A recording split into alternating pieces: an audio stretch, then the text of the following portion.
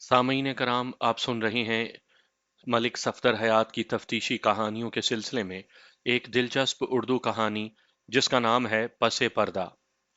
मुझे उम्मीद है आपको मेरी ये काविश पसंद आएगी। आपने अगर अभी तक मेरा चैनल माय वॉइस सब्सक्राइब नहीं किया तो अभी मेरे चैनल को सब्सक्राइब करके बेल नोटिफिकेशन ऑन कर लीजिए ताकि आने वाली हर नई कहानी की इत्तला बर वक्त आप तक पहुंच सके।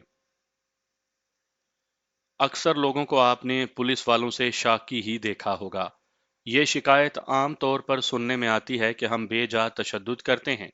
चुनाचे हमारी तहवील में एक बेगुनाह और मजबूर व बेबस शरीफ शहरी को भी नाकर्दा जुर्म का इकरार करते ही बनती है। कुछ लोग तो इस सिलसिले में इंतहा से गुजर जाते हैं। उनके मुताबिक हम एक खंबे से भी इकबाल जुर्म करवाने के 101 तरीके जानते हैं। हालांकि ऐसी कोई बात नहीं। इस नौयत के ख्यालात और आरा का हकीकत से दूर का भी वास्ता नहीं है। अवाम के जहनों में इस किस्म के तासुरात को जामिद करने में हमारी फिल्मों और टेलीविजन का बड़ा हाथ है, जहां अक्सर व बेशतर मुल्क के उस हसास डिपार्टमेंट का हुलिया बिगाड़ कर पेश किया जाता है। बिलाशुबा हमें बाज संगीन और हंगामी नौयत के मामलात में तशद्दुद का सहारा भी लेना पड़ता है, मगर यह तशद्दुद बेजा नहीं बल्कि बाजा होता है, क्योंकि अय्यार और मकार किस्म के डाकू, लुटेरे और खतरनाक कातिल इतने शरीफुल नफ्स नहीं होते कि रजाकाराना तौर पर हमसे ताउन के लिए तैयार हो जाएं। अपनी तफ्तीश के दौरान में जब हम उनसे सवालात करें कि फलां जुर्म तुमने किया है, तो वो निहायत ही फर्मा बरदारी से जवाब दें, जी माई बाप, ये गलती मुझ ही से सरजद हुई है। आप इसे मेरी पहली खता समझकर माफ कर दें। इंशाअल्लाह आइंदा मैं ऐसा कोई काम नहीं करूंगा। पेशावर मुजरिमों और नामी गरामी गुंडों से हकीकत हाल उगलवाने के लिए हमें मुख्तलिफ किस्म के नफसियाती हरबे और तफ्तीशी हथकंडे भी आजमाना पड़ते हैं। अलबत्ता वो अफराद जो हमारी नज़र में सिर्फ मशकूक होते हैं, यानी उनके जुर्म होने का हमें यकीन नहीं होता, ताहम वो जुर्म के पस मंज़र पर रोशनी डालने में मुफीद साबित हो सकते हैं। ऐसे लोग जब हमसे अदम ताउन का मुजाहरा करते हैं तो उनकी ज़बान खुलवाने के लिए हमें लातों और घूंसों से उनकी खातिर मदारात करना पड़ती है। इस कार्रवाई को आप हरगिज हरगिज तशद्दुद का नाम नहीं दे सकते। इस तमहीद के बाद मैं असल वाक़े की तरफ आता हूँ। वो मौसम गर्मा की एक तपती हुई दोपहर थी। चारों तरफ तेज चमकीली धूप फैली हुई थी। उन दिनों मैं नारंग मंडी जिला शेखुपुरा के एक थाने में तैनात था। हस्बे मामूल मैं अपने कमरे में दफ्तरी नौयत के कुछ काम निपटा रहा था कि एक कांस्टेबल ने कमरे के अंदर आकर इत्तला दी, मलिक साहब, छोटे चौधरी साहब आपसे मिलने आए हैं। मैंने मेज पर फैले हुए कागजात पर से नजर उठाकर कांस्टेबल को देखा और पूछा, कौन छोटा चौधरी? जनाब, चौधरी सुल्तान। ये सुल्तान अली कौन है?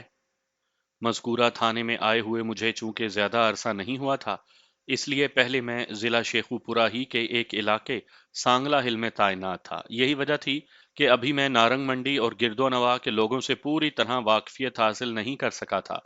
चौधरी सुल्तान का नाम भी मैं पहली मर्तबा सुन रहा था। मेरे इस्तफसार पर कांस्टेबल ने वजाहत की, मलिक साहब, मौजू रत्ता गुजरां के चौधरी फरमान अली का बड़ा बेटा चौधरी सुल्तान अली आपसे मिलने आया है। मैंने कहा, चौधरी सुल्तान मुझसे क्यों मिलना चाहता है? ये तो उन्होंने बताया नहीं जनाब। कांस्टेबल ने जवाब दिया, उनका इसरार है कि फौरन आपसे मिलवा दिया जाए। क्या चौधरी सुल्तान अली अकेला ही आया है? कांस्टेबल ने नफी में सर हिलाया और जवाब दिया, चौधरी साहब के साथ एक परेशान हाल औरत और दो आदमी और भी हैं। चौधरी साहब अपने सजे सजाए तांगे में यहाँ पहुंचे हैं। उनका तांगा बमाए कोचवान थाने से बाहर खड़ा है। ठीक है, मैंने कांस्टेबल की तवील बात खत्म होने पर कहा, छोटे चौधरी को मेरे कमरे में भेज दो। कांस्टेबल सलूट करके मेरे कमरे से निकल गया। थोड़ी देर के बाद चौधरी सुल्तान अपने दो हवारियों और एक अधेड़ उम्र औरत के हमरा मेरे कमरे में दाखिल हुआ। उन चारों अफराद में चौधरी सुल्तान नुमाया दिखाई दे रहा था। उसने कलफदार कुर्ता शलवार पर स्याह वास्कट जेब तन कर रखी थी। पहली नजर में उसकी उम्र का अंदाजा मैंने 26 और 27 साल के दरमियान में लगाया। वो अपनी वजाकता से खासा टैकेदार चौधरी नजर आता था। उसकी सेहत भी काबिल रश्क थी। बिला मुबालगा उसे एक गबरू जवान कहा जा सकता था। रस्मी अलैक सलैक के बाद मैंने चौधरी सुल्तान को अपने सामने बैठने का इशारा किया। वो मेरा शुक्रिया अदा करते हुए एक कुर्सी पर बैठ गया। ताहम उसके साथ आने वाले मर्दोजन हनूज उसके पीछे हाथ बांधे खड़े थे। मैंने चौधरी सुल्तान को मुखातिब करते हुए कहा, फरमाएं चौधरी साहब, कैसे जहमत फरमाई आपने। थानेदार साहब, वो खनकार कर गला साफ करते हुए बोला, आपसे आज पहली मर्तबा मुलाकात हो रही है। बेहतर होगा पहले मैं अपना तारुफ करवा दूं। बड़े चौधरी साहब, फरमान अली मेरे वालिद साहब हैं। हम रत्ता गुजरा से आपके पास आए हैं। हाँ, मुझे मालूम हो चुका है। मैंने इस्बात में सर हिलाया। मैं आपकी आमद की गर्ज़ो गायत को अभी तक नहीं समझ सका। फरमाएं, मैं आपकी क्या खिदमत कर सकता हूँ। चौधरी सुल्तान ने मूंछों पर ताव देते हुए कहा, थानेदार साहब, हम जिस इलाके के चौधरी हैं, वहाँ के लोगों के मसाइल को हल करना और उनके दुख सुख में शरीक होना हम अपना फर्ज समझते हैं। ये तो अच्छी बात है। वो खामोश हुआ तो मैंने लुकमा दिया। चौधरी बोला, थानेदार साहब, इस वक्त मैं आपके पास अगवा की एक रिपोर्ट दर्ज करवाने आया हूँ। मैं सीधा होकर बैठ गया और पूछा, कौन अगवा हुआ है। चौधरी ने अपने पीछे खड़ी हुई अधेड़ उम्र औरत की जानिब इशारा किया। ये फिरदौस बेगम है। इसकी लड़की जमीला को अगवा कर लिया गया है। ये कब की बात है और अगवा किसने किया। मैं फिरदौस बेगम से मुखातिब था। आप इधर कुर्सी पर बैठकर पूरी बात बताएं। फिरदौस बेगम कुर्सी पर बैठ गई और बोली, मेरी बच्ची आज सुबह से लापता है। फिर वो अपने दुपट्टे से आंसू पोंछने लगी। मैंने पूछा, क्या आपने उसे तलाश भी किया है या सीधे रिपोर्ट दर्ज करवाने चले आए हैं। फिरदौस बेगम के बजाय चौधरी सुल्तान ने जवाब दिया, हमने पिंड के एक एक घर में जमीला को ढूंढ लिया है, मगर उसका कोई निशान पता नहीं मिल सका। उसके बाद ही हम आपके पास आए हैं। मैंने पूछा, अभी थोड़ी देर पहले आपने बताया है कि जमीला को अगवा कर लिया गया है। क्या आपको गुमशुदगी और अगवा का फर्क मालूम है। चंगी तरह पता है जनाब। सुल्तान ने अजीब से लहजे में कहा, जमीला गुम नहीं हुई, बल्कि उसे बाकायदा अगवा किया गया है। अगवा कुनिंदा कौन है, मैंने बराह रास्त चौधरी से पूछा। उसके जवाब देने से पहले ही फिरदौस बेगम ने रोना शुरू कर दिया। थानेदार साहब, मैं तो रो रो कर मर जाऊंगी। मेरी आंखें अंधी हो जाएंगी। रब के वास्ते मेरी जमीला को जल्द अज जल्द ढूंढ निकालें। मैंने तशफ़ी आमेज अंदाज में कहा, हौसला रखो बीबी। हम इंशाअल्लाह तुम्हारी बेटी को ढूंढने की पूरी कोशिश करेंगे। मैं जो भी पूछूं उसका ठीक ठीक जवाब दो। पूछें जी। वो रोहासी हो रही थी। मैंने पूछा, आपको किस पर शक है। शक क्या क्या सवाल जनाब। चौधरी सुल्तान बीच में बोल उठा, हमें तो 100% यकीन है कि जमीला को मुश्ताक ने अगवा किया है। ये मुश्ताक कौन है। हमारे गांव का ही रहने वाला है। चौधरी ने जवाब दिया, शाहदरा में काम करता है। फिरदौस बेगम दोबारा रोने लगी। मैं तो किसी को मुंह दिखाने के काबिल नहीं रही। मेरी जवान बच्ची अचानक गायब हो गई। खुदा गारत करे मुश्ताक को। मैंने पूछा, मुश्ताक की आपसे क्या दुश्मनी थी। हमारी तो कोई दुश्मनी नहीं थी। वो खुद ही मनहूस जमीला के पीछे पड़ गया था। फिरदौस बेगम ने शिकस्ता लहजे में बताया, फिर वावेला करने लगी, हाय मेरी सोहनी बच्ची। मैं कहाँ तलाश करूं उसे। मैं तो जीते जी मर जाऊंगी। अपने आप को संभालने की कोशिश करो बीबी। मैंने तसल्ली आमेज लहजे में कहा, थोड़ी देर के लिए बाहर जाकर बरामदे में बैठो और अपने जज्बात को कंट्रोल करने की कोशिश करो। मैं यहीं ठीक हूं जी। वो जल्दी से बोली, आप जो पूछना चाहते हैं पूछें। अब मैं खुद पर काबू रखूंगी। मैंने पूछा, थोड़ी देर पहले तुमने बताया है कि मुश्ताक अहमद तुम्हारी बेटी के पीछे पड़ गया था। इसकी कोई खास वजह थी। फिरदौस बेगम के बजाय चौधरी ने जवाब दिया, उसका दिमाग खराब हो गया था जनाब। कुछ अरसा पहले तो उसने जमीला के लिए अपना रिश्ता भी भेज दिया था। तो गोया वो जमीला से शादी करना चाहता था। उसका तो यही ख्याल था। फिरदौस बेगम ने कहा, लेकिन मैंने इस रिश्ते से साफ इनकार कर दिया था। और इस इनकार से मुश्तइल होकर मुश्ताक ने जमीला को अगवा कर लिया। चौधरी सुल्तान ने कहा। चौधरी सुल्तान की बार बार की मुदाखलत मुझे नागवार गुजर रही थी। अभी तक मैं ये बात हजम नहीं कर सका था कि फिरदौस बेगम जैसी एक आम औरत की लड़की के अगवा की रिपोर्ट दर्ज करवाने चौधरी बनफ्से नफीस थाने तक आया था। आम हालात में ऐसा तो नहीं होता। इसका मतलब था, यहाँ हालात आम नहीं बल्कि खास थे। एक बात मैंने और भी नोट की थी कि जब भी मैं फिरदौस बेगम से कोई सवाल करता था, तो फौरन चौधरी सुल्तान उस सवाल का जवाब देता। इसका एक ही मतलब था कि फिरदौस बेगम से चौधरी का कोई ना कोई मफाद जरूर वाबस्ता था। लेकिन फिलहाल वो मेरे इल्म में नहीं था। मैंने चौधरी की आंखों में झांकते हुए सवाल किया, चौधरी साहब, आप एक बात बार बार दोहरा रहे हैं कि मुश्ताक अहमद ने जमीला को अगवा किया है। आप ये बात इतने वसूख से किस तरह कह सकते हैं? इस सिलसिले में आपके पास कोई सबूत भी है? ओ जी थानेदार साहब, आप कैसी बातें करते हैं? वो जेरे लब मुस्कुराते हुए बोला, ये बात तो पूरा पिंड जानता है, ये हरकत मुश्ताक के सिवा और किसी की हो ही नहीं सकती।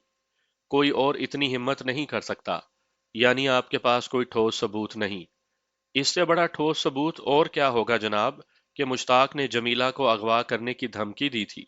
चौधरी सुल्तान ने कहा, जब फिरदौस बेगम ने जमीला के रिश्ते से इनकार किया तो वो आग बगोला हो गया था। उसने बड़ी खतरनाक किस्म की बातें की थीं। आप चाहें तो फिरदौस बेगम से पूछ लें। मैंने तस्दीक तलब नजरों से फिरदौस बेगम की जानिब देखा। वो बोली, छोटे चौधरी साहब बिल्कुल ठीक कहते हैं थानेदार साहब। मुश्ताक ने खुद मुझसे कहा था कि जमीला के रिश्ते से इनकार करके मैंने अच्छा नहीं किया। वो जमीला को हासिल करने के लिए कुछ भी कर सकता है। वो गुलूगीर लहजे में बोली, फिर रोते हुए कहने लगी, और उस नामुराद मुश्ताक ने आज मेरी बच्ची को अगवा कर ही लिया। हाय वे मेरे अरब्बा, मैं कहाँ जाऊं, मेरी कौन फरियाद सुनेगा? थानेदार साहब, आप जमीला के अगवा की रिपोर्ट दर्ज करें जनाब। चौधरी ने मेरी जानिब देखते हुए कहा। उसके लहजे में तहकम की आमेजिश थी जो मुझे खासी नागवार गुजरी। मैंने कहा, चौधरी साहब रिपोर्ट तो मैं ज़रूर दर्ज करूंगा, लेकिन पहले मैं तन्हाई में फिरदौस बेगम से कुछ बातें करना चाहता हूँ। आपको जहमत तो होगी लेकिन मजबूरी है। आप थोड़ी देर के लिए अपने बंदों के साथ बाहर बरामदे में जाकर बैठे। वो तेवरी चढ़ाकर बोला, ये आप क्या कह रहे हैं जनाब? मैं जो कह रहा हूं इसका मतलब वही है। वो बोला, मैं तो खुद फिरदौस बेगम को अपने साथ लाया हूं। वो सब ठीक है, मैंने समझाने वाले अंदाज में कहा, और अगर आपने ये नेकी की ही है तो इसे तकमील तक भी पहुंचाएं। मुझे उम्मीद है आप कानून के साथ पूरा ताउन करेंगे। वो शायद मेरी बात का कोई और ही मतलब समझा। मायनी खेज लहजे में बोला, आप फिक्र ही ना करें थानेदार साहब, हमने हमेशा कानून के साथ ताउन किया है। आप यहाँ नए नए आए हैं इसलिए हमसे वाकिफ नहीं। आप जमीला के अगवा के सिलसिले में मुश्ताक के खिलाफ रिपोर्ट दर्ज करके तफ्तीश शुरू करें। मैं आपकी हर किस्म की खिदमत शिदमत के लिए तैयार हूँ। चाहें तो कुछ रकम पेशगी भी ले लें। फिर उसने अपनी वास्कट की अंदरूनी जेब की जानिब हाथ बढ़ाया। मैंने जल्दी से कहा, इसकी कोई ज़रूरत नहीं चौधरी साहब, आप बेफिक्र रहें, मैंने हमेशा मजलूमों की दादरसी की है। आपके साथ भी इंसाफ किया जाएगा क्योंकि आप एक मजलूम माँ का वसीला बनकर पहुंचे हैं। फिलहाल मुझे आपसे यही ताउन दरकार है कि आप मुझे और मुगविया की माँ को तन्हाई में चंद बातें करने दें।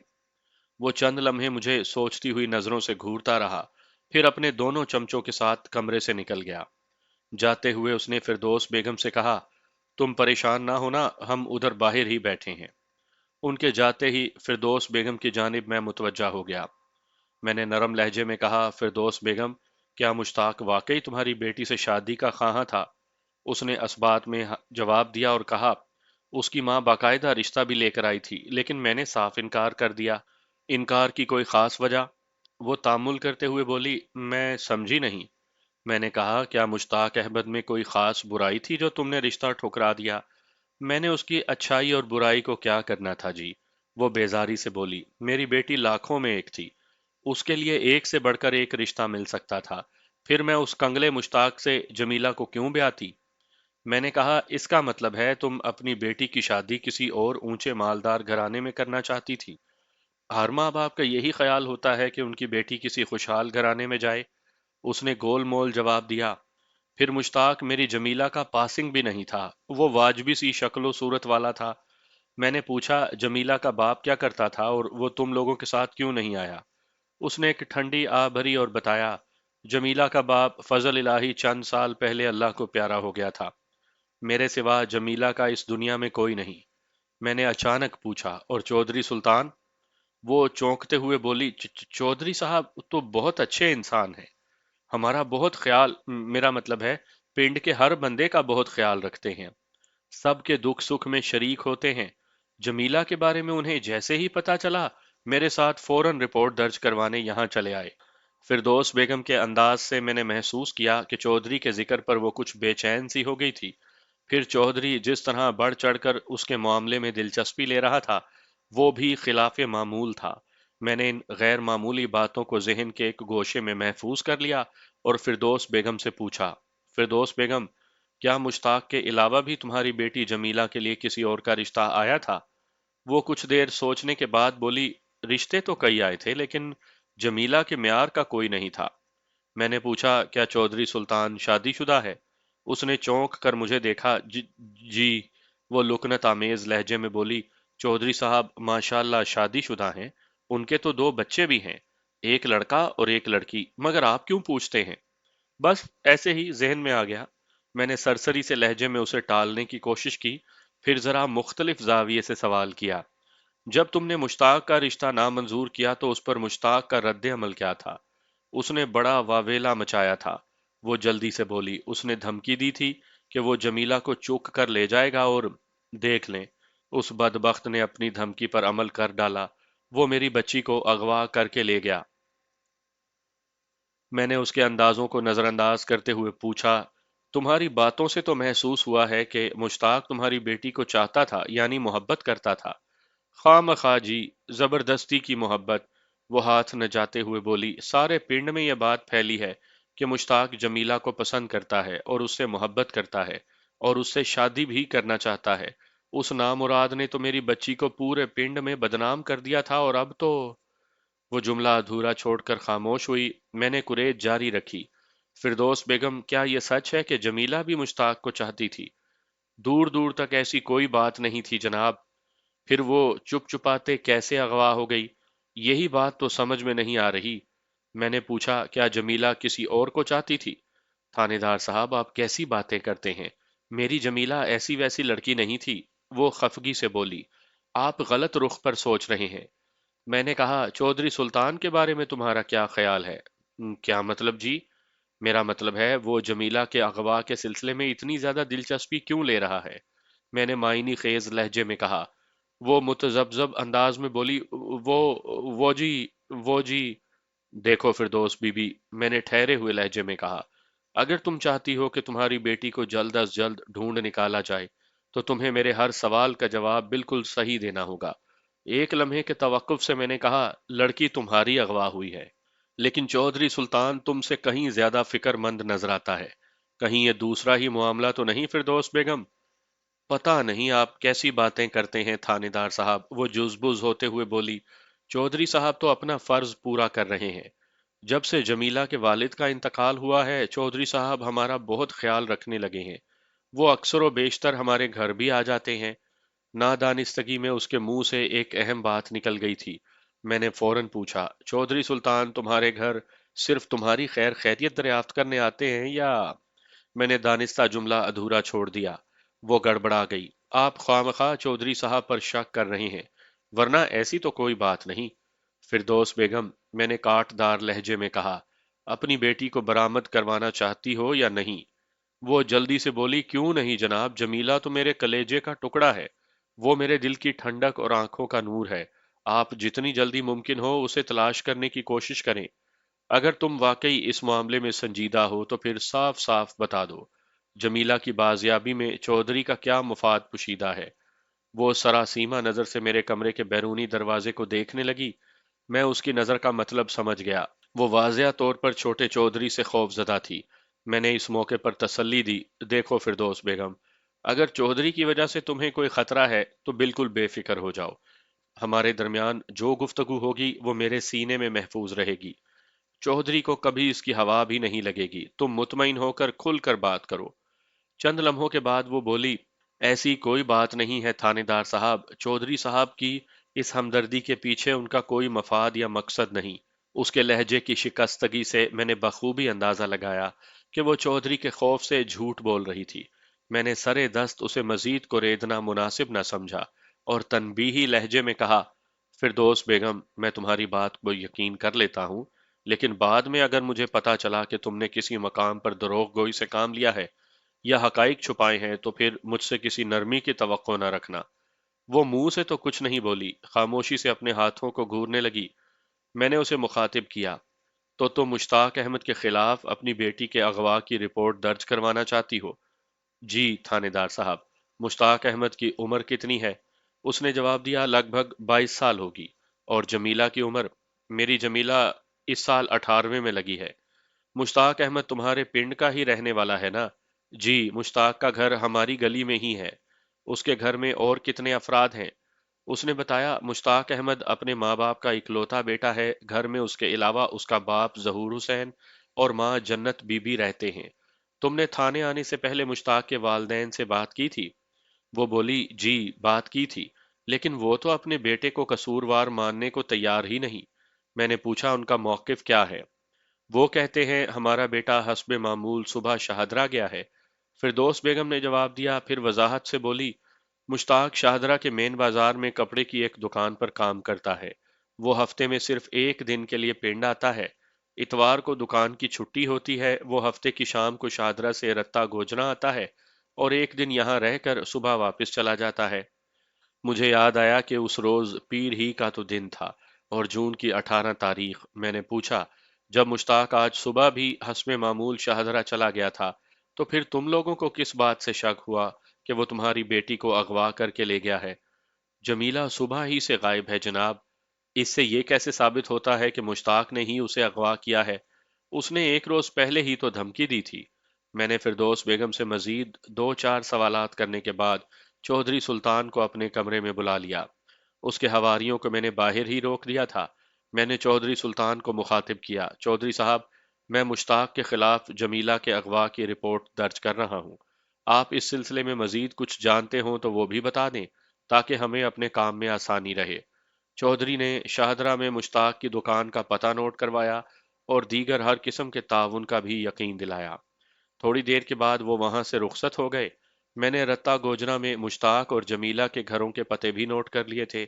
ان کے جانے کے بعد میں نے A S I Bashir Ahmad کو اپنے کمرے میں بلایا اور اسے پوری صورتحال سے آگاہ کیا۔ وہ بہت سی باتوں سے پہلے ہی باخبر ہو چکا تھا۔ میں نے کہا بشیر احمد تمہارا کیا خیال ہے، ہمیں کس طرف سے تفتیش کرنی چاہیے؟ طرفیں تو دو ہیں جی، وہ سوچتے ہوئے بولا، لیکن کیا؟ لیکن جناب مجھے نہیں امید مشتاق احمد ان میں سے کسی بھی جگہ پایا جائے۔ تمہارے ذہن میں کون سی دو جگہیں ہیں؟ وہ بولا ایک تو رتہ گوجرا اور دوسرا شاہدرہ۔ میں گہری سوچ میں ڈوب گیا، پھر تھوڑی دیر کے بعد کہا رتہ گوجرا میں تو مشتاق کے پائے جانے کے امکانات صفر کے برابر ہیں، البتہ شاہدرہ کے مین بازار کو ہم چیک کر سکتے ہیں۔ جناب ملک صاحب، اگر مشتاق نے واقعی جمیلہ کو اغوا کیا ہے تو وہ دکان پر تو سوال ہی پیدا نہیں ہوتا کہ مل سکے۔ میں نے مدبرانہ لہجے میں کہا تمہارا اندازہ بالکل درست ہے، مگر مسئلہ واقعی کا ہے۔ میں سمجھا نہیں جناب، بشیر کے لہجے میں حیرت تھی۔ تمہارا اندازہ اسی صورت میں درست ہوگا اگر مشتاق نے واقعی جمیلہ کو اغوا کیا ہو، تو اس کا مطلب ہے کہ آپ کو یقین نہیں۔ میں نے کہا ہر تفتیش کا آغاز شک سے ہوتا ہے، یقین کی منزل تک پہنچنے کے لیے بڑے پاپڑ بیلنا پڑتے ہیں۔ تو پھر کیا ارادہ ہے؟ ہم شاہدرہ چلیں گے۔ کب؟ اسی وقت، میں نے دو ٹوک لہجے میں کہا، پھر اپنی رسٹ واچ پر نگاہ دوڑاتے ہوئے اضافہ کیا، ٹھیک 25 منٹ کے بعد ایک ٹرین نارنگ منڈی سے شاہدرہ کی جانب جائے گی۔ بیچ میں صرف کالا کھٹائی کا اسٹیشن آئے گا۔ تم 10 منٹ میں چلنے کی تیاری کر سکتے ہو؟ ہمیں شام سے پہلے واپس بھی آنا ہے۔ میں 5 منٹ کے بعد آپ کو تیار ملوں گا، وہ سلوٹ کر کے کمرے سے نکل گیا۔ اے ایس آئی کے جانے کے بعد میں بھی ضروری تیاریوں میں مصروف ہو گیا۔ شاہدرہ کے مین بازار میں تاج کلاتھ سٹور تلاش کرنے میں ہمیں کوئی دشواری نہیں ہوئی۔ سٹور کا مالک تاج دین اس وقت دکان میں تھا۔ وہ کپڑے کی ایک بہت بڑی دکان تھی جہاں تھوک اور کھلا ہر قسم کا کپڑا فروخت ہوتا تھا۔ دکان کے پچھلے حصے میں ایک بہت بڑا گودام بھی تھا۔ گودام کے ساتھ ہی دفتر کا ایک چھوٹا سا کمرہ تھا جہاں تاج دین بنفس نفیس موجود تھا۔ کوئی نصف درجن ملازم گاہکوں کے ساتھ مصروف تھے۔ ایک ملازم ہی سے مجھے تاج دین کے بارے میں معلوم ہوا تھا۔ ہم اس وقت سادہ لباس میں تھے۔ میں نے دکان کے دفتر میں داخل ہوتے ہوئے اپنا تعارف کروایا۔ میرا نام ملک صفدر حیات ہے۔ میں نے تاج دین سے مصافحہ کیا۔ میں منڈی نارنگ کے تھانے کا انچارج ہوں۔ پھر میں نے بشیر احمد کی جانب اشارہ کیا، یہ A S I Bashir Ahmad ہے۔ تاج دین مصافحہ کرتے کرتے اٹھ کھڑا ہوا۔ دفتر میں اس کے علاوہ اس وقت منشی ٹائپ شخص بھی موجود تھا۔ وہ بھی اٹینشن کھڑا ہو گیا۔ ہم نے باری باری ان دونوں سے مصافحہ کیا۔ تاج دین نے کہا تشریف رکھے ملک صاحب۔ اس کے ساتھ ہی اس نے اپنے سامنے بچھی کرسیوں کی جانب بھی اشارہ کیا۔ ہم بیٹھ گئے تو تاج دین شائستہ لہجے میں بولا بلا تکلف بتائیں جناب، ٹھنڈا یا گرم کیا چلے گا؟ ویسے موسم تو ٹھنڈے کا ہے، بڑی زوردار گرمی پڑ رہی ہے۔ پھر وہ منشی ٹائپ شخص سے مخاطب ہوا، وزیر علی، تم میں نے ہاتھ کے اشارے سے اسے مزید بولنے سے روک دیا۔ تاج دین صاحب، کسی قسم کی تکلف کی ضروریات نہیں، ہم اس وقت ڈیوٹی پر ہیں۔ او جی، کیسی باتیں کرتے ہیں جناب، وہ محبت آمیز لہجے میں بولا، یہ ممکن ہی نہیں کہ آپ کچھ کھائے پیے بغیر میری دکان سے چلے جائیں۔ اس قیامت کی گرمی میں ٹھنڈا تو آپ کو پینا ہی پڑے گا۔ وہ دوبارہ منشی سے مخاطب ہوا۔ میں نے کہا، ہم ایک بہت ہی ضروری کام سے آپ کے پاس آئے ہیں، دو باتیں کر کے واپس چلے جائیں گے اس لیے۔ وہ قطع کلامی کرتے ہوئے بولا، سرکار، باتیں دو کرے یا 2000، کوئی پابندی نہیں۔ میں ہر قسم کے تعاون کے لیے تیار ہوں، لیکن تھوڑی خاطر تواضع بھی تو ضروری ہے۔ میں نے اس کے خلوص آمیز اصرار کے سامنے ہتھیار پھینک دیے۔ تھوڑی دیر کے بعد ہم بادام کے ٹھنڈے ٹھار شربت کو نوش کرتے ہوئے باتیں کر رہے تھے۔ تاج دین پوچھ رہا تھا، میرے لیے کیا حکم ہے جناب، میں کیا خدمت کر سکتا ہوں؟ میں نے کہا، تاج صاحب، آپ کی دکان پر مشتاق احمد نامی ایک لڑکا کام کرتا ہے، میں ذرا اس سے ملنا چاہوں گا۔ مشتاق احمد کو میں شکل سے نہیں پہچانتا تھا، تاہم فردوس بیگم اور چودھری سلطان نے مجھے جو حلیہ بتایا تھا، اس صورت کا کوئی ملازم اس وقت دکان میں نہیں تھا۔ منشی وزیر علی نے کہا، ملک صاحب، وہ لڑکا کہاں ہے جناب؟ اچھا خاصا 22-23 سال کا جوان ہے۔ تاج دین نے منشی کے تبصرے کو نظر انداز کیا، وزیر علی جاؤ، باہر سے مشتاق کو بلا لاؤ۔ وہ تو آج دکان پر نہیں آیا جناب، منشی نے جواب دیا۔ کیا مطلب؟ تاج دین نے کہا، آج سوموار ہے، پھر کیوں نہیں آیا؟ میں تو خود حیران ہوں جناب، منشی بولا، پہلے تو ایسے کبھی نہیں ہوا، وہ چھٹی کا دن اپنے پنڈ میں گزار کر لازمی سوموار کو دکان پر پہنچ جاتا ہے۔ تاج دین بولا، ملک صاحب، دراصل یہ لڑکا ہفتے میں صرف ایک دن ہی گھر جاتا ہے، لیکن پتہ نہیں آج کہاں ہے۔ مگر آپ کس سلسلے میں اس سے ملنا چاہتے ہیں؟ خیریت تو ہے نا؟ میں نے کہا، آج میرے تھانے میں موزہ رتہ گوجرا کی ایک لڑکی کے اغوا کی رپورٹ درج کروائی گئی ہے۔ اغوا کنندہ کے ذیل میں مشتاق احمد کا نام لکھوایا گیا ہے۔ اوہ! تاج دین نے تشویشناک انداز میں سانس خارج کی، پھر بولا، عجیب بات ہے، مشتاق احمد تو خود بھی رتہ گوجرا کا ہی رہنے والا ہے۔ جی ہاں، رپورٹ کے مطابق مغویہ جمیلہ مشتاق احمد کی گلی ہی میں رہتی تھی۔ لیکن یہ کیسے ہو سکتا ہے؟ تاج دین بدستور تذبذب کا شکار تھا۔ مشتاق گزشتہ 5 سال سے میرے پاس کام کر رہا ہے، وہ اس قسم کا لڑکا نہیں۔ آپ کی بات عقل تسلیم نہیں کرتی۔ منشی وزیر علی نے کہا، واقعی جناب، مشتاق احمد تو انتہائی شریف اور صلح جو انسان ہے، اس سے اغوا جیسے فعل کی توقع نہیں کی جا سکتی۔ وہ جب سے ہمارے پاس ہے، ہمیں اس نے کبھی شکایت کا موقع نہیں دیا۔ تاج دین اور منشی وزیر علی مشتاق احمد کی تعریف کر رہے تھے۔ ان کے لہجے میں اور چہرے کے تاثرات اس بات کی گواہی دے رہے تھے کہ وہ دروغ گوئی کا سہارا نہیں لے رہے تھے، لیکن مشتاق احمد کی غیر موجودگی بھی بہت کچھ دیکھنے پر مجبور کر رہی تھی۔ میں نے تاج دین کو مخاطب کیا، تاج صاحب، آج آپ نے بتایا ہے کہ مشتاق 5 سال سے آپ کے پاس کام کر رہا تھا، کیا پہلے بھی اس نے بغیر بتائے اس طرح چھٹی کی ہے؟ نہیں جناب، ایسا کبھی نہیں ہوا، اس نے جواب دیا۔ وہ ہمیشہ پیشگی اطلاع دے کر ہی چھٹی کرتا تھا۔ البتہ ایک مرتبہ اسے ملیریا ہو گیا تھا، یہ 2 سال پہلے کی بات ہے۔ وہ حسب معمول دکان پر سوموار کے روز نہیں پہنچ سکا تھا، لیکن دوپہر کے وقت اس کا باپ ظہور حسین اطلاع دینے آ گیا تھا۔ میں نے پوچھا، کیا آج ظہور حسین یا کسی اور نے مشتاق کے بارے میں کوئی اطلاع دی؟ میں تو تھوڑی دیر پہلے ہی دکان پر پہنچا ہوں، اعظم کلاتھ مارکیٹ لاہور گیا ہوا تھا، تاج دین نے بتایا۔ پھر سوالیہ نظروں سے منشی کو دیکھا۔ منشی اس کی نگاہ کا مطلب سمجھتے ہوئے جلدی سے بولا، نہیں جناب، ایسی کوئی اطلاع ابھی تک ہمیں نہیں ملی، میں تو صبح 8 بجے سے دکان پر ہوں۔ میں نے کہا، رتہ گوجرا میں مشتاق کے والدین کے مطابق مشتاق آج صبح سویرے پہلی گاڑی سے حسب معمول شاہدرہ کے لیے روانہ ہوا تھا، لیکن یہاں آ کر پتا چلا کہ وہ آج دکان پر ہی نہیں۔ یہ تو واقعی تعجب خیز بات ہے۔ تاج دین کچھ سوچنے لگا۔ ہم نے مزید آدھ گھنٹہ تاج دین کی دکان پر گزارا۔ دکان میں کام کرنے والے دیگر ملازمین سے بھی مختلف سوالات کیے، لیکن مشتاق کا کوئی سراغ نہ مل سکا۔ ایک بات میں نے خاص طور پر نوٹ کی تھی کہ تاج کلاتھ سٹور میں موجود ہر شخص کی رائے مشتاق احمد کے بارے میں مثبت اور صحت مند تھی۔ یہ بات مشتاق احمد کے حق میں جاتی تھی۔ مجھے جو بات پریشان کر رہی تھی وہ یہ تھی کہ مشتاق احمد آج کہاں غائب ہو گیا تھا۔ مشتاق اور جمیلہ کا ایک ساتھ غائب ہونا اتفاق نہیں تھا۔ میرے ذہن کے ایک گوشے میں اس بات کا امکان تھا کہ ممکن ہے مشتاق نے واقعی جمیلہ کو اڑا لیا ہو، لیکن اس کے لیے ضروری تھا کہ اس کارروائی میں جمیلہ کی مرضی شامل رہی ہو۔ मुझे ये तो मालूम हो चुका था कि मुश्ताक जमीला पर आशिक था और उससे बेपनाह मोहब्बत भी करता था। अब ये मालूम करना जरूरी था कि आया जमीला के दिल में भी उसके लिए कोई जगह थी या नहीं, और ये बात मालूम करने के लिए मेरा रत्ता गोजना जाना जरूरी था। हम जब वापस नारंग मंडी के रेलवे स्टेशन पर पहुंचे तो मगरिब की आजान हो रही थी। ताजदीन को मैं चंद जरूरी हिदायत दे आया था। अगले रोज मैंने हवालदार सलामत अली को साथ लिया और अल सुबह रत्ता गोजना रवाना हो गया। थोड़ी सी पूछ परतीत के बाद मैं जहूर हुसैन के घर का दरवाजा खटखटा रहा था। मेरी दस्तक के जवाब में एक अधेड़ उम्र औरत ने दरवाजा खोला। इस वक्त हम वर्दी में थे। हम पर नजर पड़ते ही उसके मुंह से बेसाख्ता निकला, हाय मैं मर गई, पुलिस। इसके साथ ही उस औरत ने दरवाजा बंद करने की कोशिश की, लेकिन मैंने दरवाजे में पांव फंसाकर उसकी कोशिश नाकाम कर दी। वो दरवाजे के पट की ओट में हो गई और घबराए हुए लहजे में बोली, आपको किससे मिलना है? मैंने कहा, हम मुश्ताक अहमद से मिलने आए हैं। मुश्ताक? वो तो इस वक्त दुकान पर होगा शाहदरा में। हम कल शाहदरा भी गए थे, वो वहां नहीं पहुंचा। ओह! दरवाजे की ओर से उसकी परेशान आवाज आई। मैंने कहा, जहूर हुसैन घर है? नहीं, वो सुबह महला सज्जा गए हुए हैं।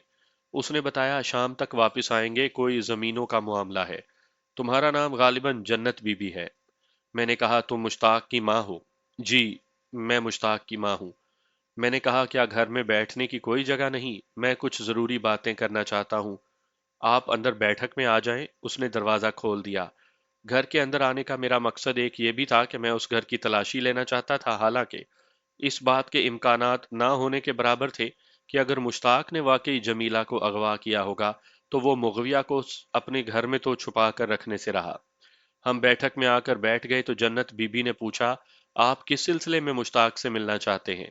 तो इसका मतलब है तुम्हें सिलसिले का इल्म नहीं? आप ही बता दें तो ज्यादा बेहतर है, वो बेचारगी से बोली। यहाँ तो 100 किस्म की अफवाहें गर्दिश कर रही हैं। मैंने मुतहम्मिल लहजे में कहा, कोई भी बात करने से पहले मैं तुम्हारे घर की तलाशी लेना चाहूंगा, अगर तुम्हें कोई एतराज ना हो तो। वैसे मैं ये काम कानूनन सर्च वारंट के साथ भी कर सकता हूँ। आप तो कानून के मुहाफिज हैं, मैं आपकी राह में रुकावट नहीं बनूंगी। वो ताउन आमेज लहजे में बोली, कल पूरा दिन तो छोटा चौधरी और उसके डशकरे कई बार हमारे घर की तलाशी ले चुके हैं, लेकिन उन्हें तो कुछ हासिल नहीं हुआ, आपको भी कुछ नहीं मिलेगा। मैंने कुरेदने वाले अंदाज में कहा, छोटा चौधरी कल सारा दिन यहाँ क्या तलाश करता रहा? वो बुरा सा मुंह बनाकर बोली, हरामजादी फिरदौस बेगम ने छोटे चौधरी को खामखा हमारे पीछे लगा दिया है। पता नहीं उसकी फैशनी कुड़ी किस यार के साथ नठ गई है। सारी मुसीबत हमारे मुश्ताक पर आ गिरी है। वो तो बड़ा बीबा मुंडा है, ऐसी ओछी हरकत कैसे कर सकता है? मैंने कहा, कल फिरदौस बेगम छोटे चौधरी के साथ मेरे पास थाने आई थी। उन्होंने तुम्हारे बेटे मुश्ताक के खिलाफ जमीला के अगवा की रिपोर्ट दर्ज करवाई है। हम इसी सिलसिले में तफ्तीश करने आए हैं। तो फिर पहली फुर्सत में सारे घर की तलाशी लें। वो तंजिया लहजे में बोली, अगर मुश्ताक और जमीला बरामद हों तो मुझे हथकड़ी लगाकर ले जाएं। मैंने उससे मजीद गुफ्तगू करने से पहले हवालदार सलामत अली के साथ मिलकर पूरे घर की तफसीली तलाशी ली। नाकामयाबी के बाद हम वापस बैठक में आकर बैठ गए। जन्नत बीबी भी वहीं आकर बैठ गई। मैंने पूछा, जन्नत बीबी, तुम्हारा बेटा कल हस्बे मामूल दुकान पर नहीं पहुंचा और अब तक वापस भी नहीं आया, तुम्हारे ख्याल में वो कहाँ जा सकता है? वो दोनों हाथ मलते हुए बोली, मैं तो अब तक यही समझ रही थी कि वो शाहदरा दुकान पर होगा, लेकिन आपकी इतला के बाद तो मैं खुद परेशान हो गई हूँ। अब तो मैं एक और बात सोच रही हूँ। इतना कहकर वो खामोश हो गई। मैंने पूछा, कौन सी बात जन्नत बीबी? वो पुरख्याल लहजे में बोली, मुझे शक है कि जमीला की माँ ने ही मेरे बेटे को कहीं गायब करवा दिया है। कहीं उस मुंह काली ने अपनी बेटी के यार के साथ मिलकर मेरे जिगर के टोटे को ठिकाने ही तो नहीं लगा दिया। तुम किस यार की बात कर रही हो जन्नत बीबी? वही मनहूस मारा छोटा चौधरी सुल्तान अहमद, उसने नफरत आमेज लहजे में कहा, फिर खुद कलामी के अंदाज में बोली, मेरे अल्लाह मैं क्या करूं? इस वक्त तो जहूर हुसैन भी घर में नहीं, मैं कहाँ जाऊं अपने कलेजे को ढूंढने? मैंने हमदर्दाना लहजे में कहा, तुम्हें कहीं जाने की जरूरत नहीं जन्नत बीबी। हम तलाश कर रहे हैं तुम्हारे बेटे मुश्ताक को और फिरदौस की बेटी जमीला को, और बहुत जल्द हम उन्हें ढूंढ निकालेंगे। वो पुरुमीद नजरों से देखने लगी। अल्लाह करे आपकी जबान मुबारक हो थानेदार साहब। اگر میرا بیٹا مل جائے تو میں جشن مناؤں گی، خدا خیر کرے وہ زندہ ہو۔ میں نے کہا تمہارے بیٹے کی تلاش کے لیے مجھے تمہارے بھرپور تعاون کی ضرورت ہے۔ بولو تعاون کرو گی؟ میں ہر قسم کے تعاون کے لیے تیار ہوں۔ جب سے جنت بی بی نے فردوس بیگم کی بیٹی جمیلہ کے یار چھوٹے چوہدری کا ذکر کیا تھا، میرے ذہن میں مختلف سوچوں کے گھوڑے سر پٹ دوڑ رہے تھے۔ جس بات کا مجھے شروع میں شک ہوا تھا، اس کی کڑیاں ایک ایک کر کے ملنے لگی تھی۔ چھوٹے چوہدری کا فردوس بیگم یا جمیلہ سے بلا واسطہ یا بالواسطہ کوئی نہ کوئی تعلق ضرور تھا۔ میں نے کہا جنت بی بی ایک بات سچ سچ بتاؤ، کیا چھوٹے چودھری سلطان احمد کا فردوس بیگم کے گھر آنا جانا ہے؟ لو جی، یہ بھی کوئی پوچھنے والی بات ہے؟ وہ ہاتھ نچاتے ہوئے بولی، یہ بات تو سارے پنڈ کو معلوم ہے، آپ باہر جا کر کسی سے بھی پوچھ لیں۔ میں نے کچھ دیر سوچا، پھر کہا فردوس بیگم کے گھر چھوٹا چودھری کس مقصد سے جاتا ہے؟ آپ اتنے بھی بھولے نہ بنے جناب، اس میں کون سی سمجھ میں نہ آنے والی بات ہے؟ میں نے کہا مجھے پتا چلا ہے کہ وہ ازراہ ہمدردی فردوس کے گھر جاتا ہے۔ فضل الہی کی وفات کے بعد وہ ان کا بہت خیال رکھتا ہے۔ یہ سب ڈھونگ ہیں جناب، وہ منہ ٹیڑھا کر کے بولی، اصل بات سب کو معلوم ہے، چودھری سلطان علی صرف جمیلہ کے چکر میں فردوس کے گھر کے پھیرے کاٹتا ہے۔ میں دانستہ انجان بن گیا، میں سمجھا نہیں جنت بی بی، جمیلہ سے چھوٹے چودھری کا کیا تعلق؟ وہ آواز دبا کر رازدارانہ لہجے میں بولی، اگر واقعی آپ کو کچھ نہیں پتا تو میں بتاتی ہوں تھانے دار صاحب۔ آج کل فردوس بیگم بہت اونچے اور سہانے خواب دیکھ رہی ہے۔ اس نے چھوٹے چودھری کو اپنے جال میں پھانس رکھا ہے۔ وہ جمیلہ کی شادی اس کے ساتھ کرنا چاہتی ہے۔ کیا مطلب؟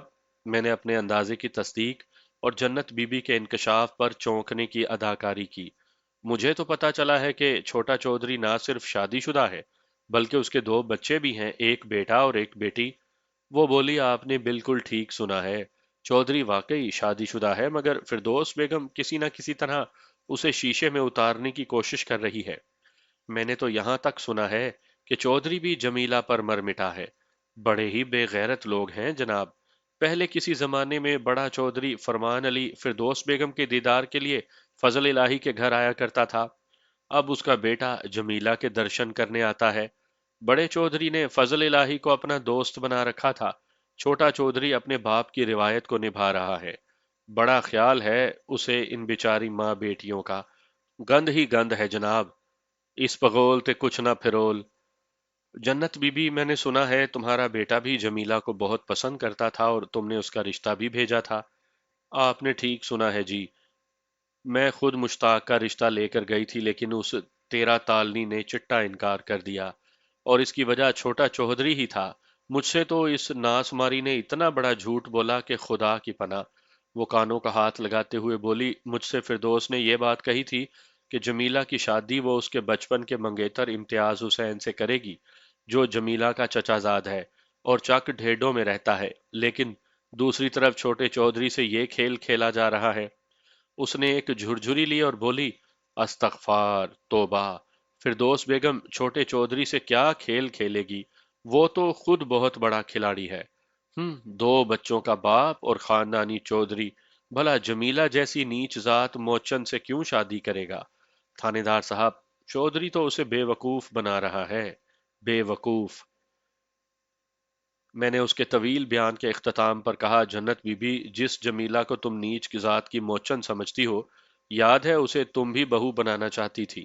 میں مشتاق کی وجہ سے مجبور تھی، وہ تیز لہجے میں بولی، ورنہ میں تو ایسے کم ظرفوں کو منہ نہ لگاؤں۔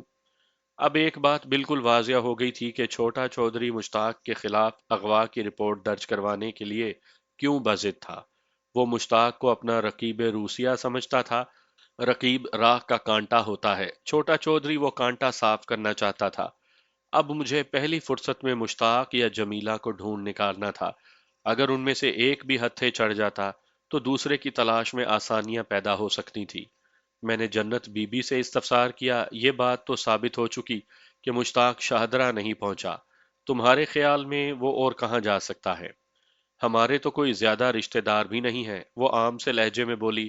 مشتاق کا ایک چاچا قلعہ ہرنام سنگھ میں رہتا ہے، منظور حسین، یا پھر لاہور میں اس کی خالہ رفت رہتی ہے۔ قلعہ ہرنام سنگھ نارنگ کا ہی ایک گاؤں تھا۔ میں نے جنت بی بی سے پوچھا تمہاری بہن رفت بی بی لاہور میں کس جگہ رہتی ہے؟ کرشن نگر میں، اس نے بتایا، گلی نمبر 4۔ میرا بہنوئی صوبہ خان وہیں کرشن نگر میں جوتوں کی دکان کرتا ہے۔ میں نے ایک فوری خیال کے تحت پوچھا، تمہارے پاس مشتاق احمد کی کوئی تصویر تو ہوگی؟ ہاں ہوگی۔ وہ اٹھ کر گھر کے اندرونی حصے میں چلی گئی۔ تھوڑی دیر کے بعد وہ واپس آئی تو اس کے ہاتھ میں مشتاق احمد کی ایک پوسٹ کارڈ سائز تصویر موجود تھی۔ وہ بولی، یہ مشتاق نے شاہدرہ ہی میں بنوائی تھی۔ آپ اس کا کیا کریں گے؟ میں اس کے ذریعے مشتاق کا سراغ لگاؤں گا۔ میں نے تصویر کا جائزہ لیتے ہوئے کہا، خاصی خوبصورت تصویر ہے۔ اللہ کرے میرا لال جلد مل جائے، وہ دعائیہ انداز میں بولی۔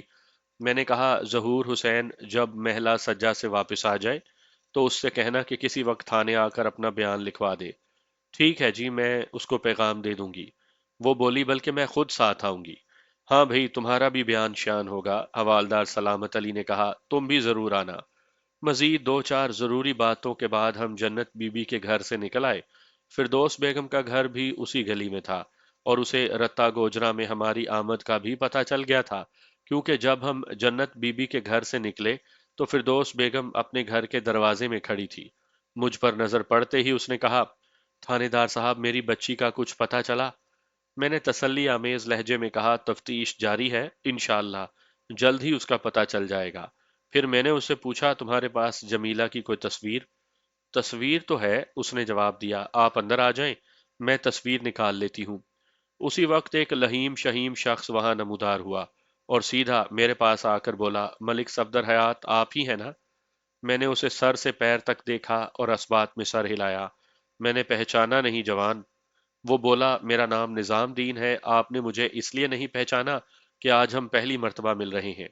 نظام دین، تم کیا کرتے ہو؟ میں نے اس کے چہرے پر نظریں جماتے ہوئے کہا، میرے پاس کیا لینے آئے ہو؟ وہ زیر لب مسکراتے ہوئے بولا، جناب میں ایک خادم ہوں، خدمت کرنا میرا کام ہے۔ آج کل میں بڑے چودھری صاحب کی چاکری میں ہوں، انہوں نے ہی مجھے آپ کے پاس بھیجا ہے۔ حویلی میں چودھری صاحب آپ کا انتظار کر رہے ہیں، چودھری فرمان علی صاحب۔ مجھے معلوم ہوا تھا کہ بڑے چودھری فرمان علی پر فالج کا اٹیک ہوا تھا اور اس کا نچلا دھڑ بالکل بیکار ہو کر رہ گیا تھا، وہ مستقل طور پر چارپائی کا ہو کر رہ گیا تھا۔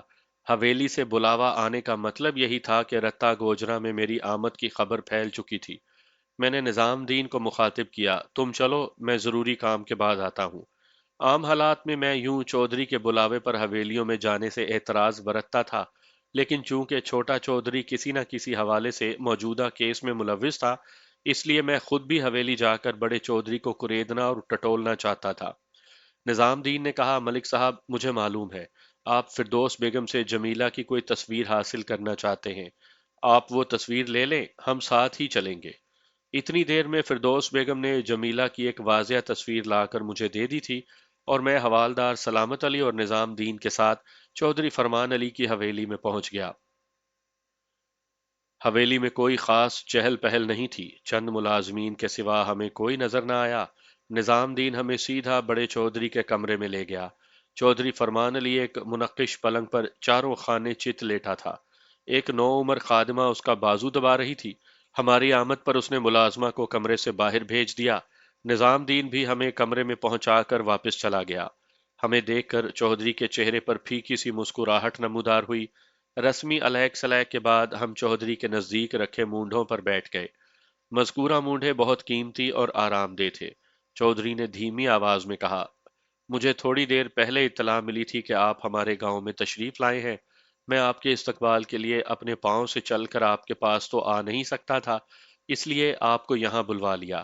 اگر آپ کو برا لگا ہو تو معافی چاہتا ہوں۔ ایسی کوئی بات نہیں چودھری صاحب، میں نے رواداری میں کہا، بس آپ نے بلایا اور ہم آ گئے۔ وہ گمبھیر لہجے میں بولا، پہلے ایسا کبھی نہیں ہوا۔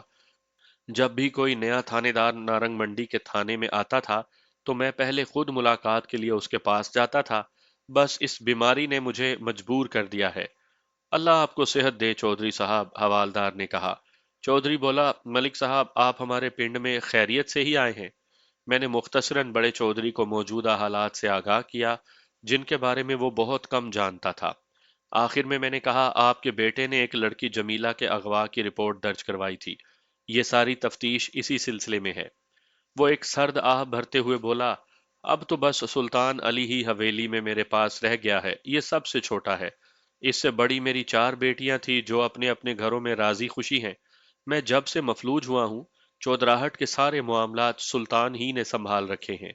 इसी असना में निजामुद्दीन एक छैल छबीली मुलाजमा के साथ 2 बड़ी बड़ी ट्रे उठाए हुए कमरे में दाखिल हुआ। वो ट्रे खाने पीने की अशिया से भरी थी। मज़कूरा ट्रे हमारे सामने मेज पर सजाकर दोनों कमरे से निकल गए।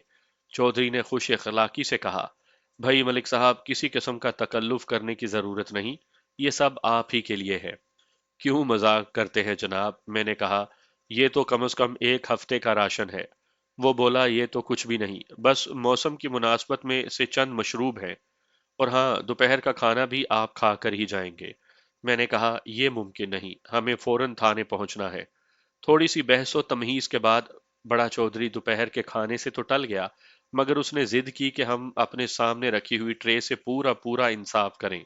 मैंने नेमत खुदावंदी से इंसाफ करते हुए पूछा, चौधरी साहब, छोटे चौधरी जी आज हवेली में नजर नहीं आ रहे। वो आज सुबह ही अपनी ससुराल गया है। चौधरी फरमान अली ने बताया, बच्चों के स्कूल में छुट्टियां हो गई थी। दोनों बच्चे कुछ अरसा अपनी माँ समेत ननिहाल में रहेंगे। सुल्तान की ससुराल चक झुमरा लायलपुर यानी मौजूदा फैसलाबाद में है। वो कब तक वापस आ जाएगा? सुल्तान तो मेरा ख्याल है कि 2-4 रोज के बाद आ जाएगा, बड़े चौधरी ने बताया। बच्चे अलबत्ता गर्मियों की छुट्टियां गुजार कर ही आएंगे। मैं सोच में डूब गया। चौधरी ने थोड़ी देर के बाद पूछा, मलिक साहब, आप सुल्तान के बारे में खसूसन क्यों पूछ रहे हैं? क्या आपको कोई काम है? मैंने अर्ज किया है ना, मैं जमीला और मुश्ताक वगैरह के सिलसिले में तफ्तीश कर रहा हूँ, मैंने मुअत्तदल लहजे में कहा। इतनी देर की गुफ्तगू के बाद मुझे अंदाजा हो गया था कि छोटे चौधरी की बानिस्बत बड़ा चौधरी खासा माकूल आदमी था, या मुमकिन है इस माकूलियत की वजह उसकी मुस्तकिल माजूरी हो। कोई भी मुस्तकिल बीमारी इंसान को या तो बहुत ज्यादा चिड़चिड़ा और बदमिजाज बना देती है, या फिर वो खुश मिजाज और रकीकुल कल्ब हो जाता है। मेरा जवाब सुनने के बाद वो बोला, मलिक साहब, ये तो मुझे मालूम हो चुका है कि आप जमीला की गुमशुदगी या अगवा के सिलसिले में तफ्तीश कर रहे हैं, लेकिन इन मामलात से सुल्तान का क्या ताल्लुक? छोटे चौधरी साहब आज खुद रिपोर्ट दर्ज करवाने आए थे मेरे पास। मैंने कहा, उनका इसरार था कि मैं मुश्ताक के खिलाफ रिपोर्ट दर्ज करूं। इसके अलावा भी एक बात है। वो क्या?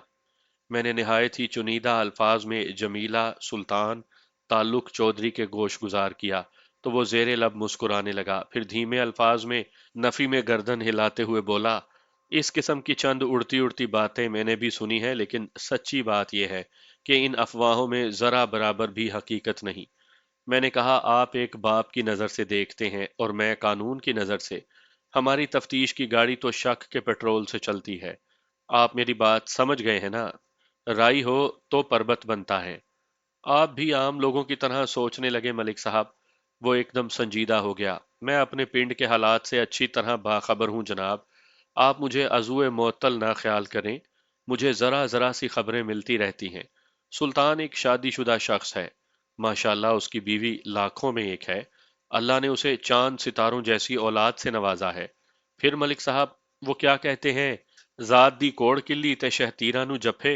भला एक चौधरी और मोचन का क्या ताल्लुक? मैंने कहा, चौधरी साहब, कोई ताल्लुक ना होने के बावजूद भी छोटा चौधरी अक्सर व बेशतर फिरदौस बेगम के घर पाया जाता है। इसका क्या मतलब हुआ? वो मुस्कुराते हुए बोला, अच्छा ये बात है। भाई मलिक साहब, वो तो मैंने खुद ही सुल्तान को हिदायत दी थी कि गाहे बगाहे फिरदौस की खैर खैरियत मालूम कर लिया करे। अल्लाह बख्शे, फजल इलाही ने मेरी बहुत खिदमत की थी। मैं नहीं चाहता कि उसकी बेवा को तंगी और तुर्शी का सामना करना पड़े। मैं खामोश हो गया। बड़े चौधरी की बातों से अंदाजा हुआ कि या तो वो अपने सपूत के कारनामों से वाकिफ ही नहीं, या फिर वो दानिस्ता उसकी पर्दापोशी कर रहा था। बहरहाल मैं बड़े चौधरी से ज्यादा बहसो मुबाहिसा नहीं करना चाहता था, इसलिए चंद इधर उधर की बातें करने के बाद हम हवेली से निकल आए।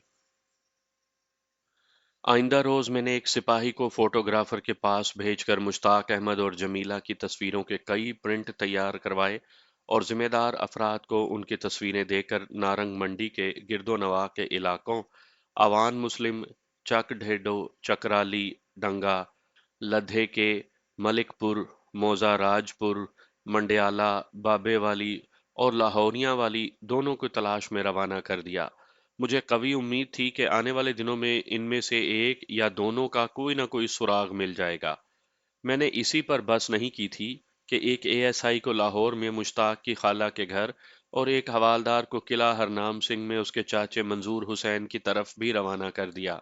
اسی شام قلعہ ہرنام سنگھ اور کرشن نگر لاہور جانے والے پولیس اہلکار واپس آ گئے۔ قلعہ ہرنام سنگھ سے یہ اطلاع ملی تھی کہ مشتاق اپنے چاچے منظور حسین کے پاس نہیں پہنچا۔ البتہ لاہور جانے والا اے ایس آئی یہ خبر لایا تھا کہ 18 جون بروز پیر مشتاق اپنی خالہ کے گھر واقع کرشن نگر گلی نمبر 4 پہنچا تھا، تاہم وہ اکیلا ہی تھا۔ ایک رات رفت بی بی کے گھر گزارنے کے بعد مشتاق دوسرے روز یعنی 19 جون کو وہاں سے روانہ ہو گیا تھا۔ اس کی خالہ اور خالو صوبہ خان کے مطابق وہ لاہور سے سیدھا اپنے کام پر یعنی شاہدرہ گیا تھا، لیکن تاج کلاتھ سٹور واقعہ مین بازار شاہدرہ سے تصدیق کرنے پر معلوم ہوا کہ وہ ہنوز غائب تھا۔ لاہور سے آنے کے بعد مشتاق کہاں گیا تھا اس کے بارے میں کچھ معلوم نہیں ہو سکا تھا۔ جمیلہ کے بارے میں تاحال کوئی اطلاع موصول نہیں ہوئی تھی۔ مشتاق کا ادھورا سراغ لگنے سے یہاں ایک بات یہ بھی سامنے آئی کہ جمیلہ مشتاق کے ساتھ نہیں تھی۔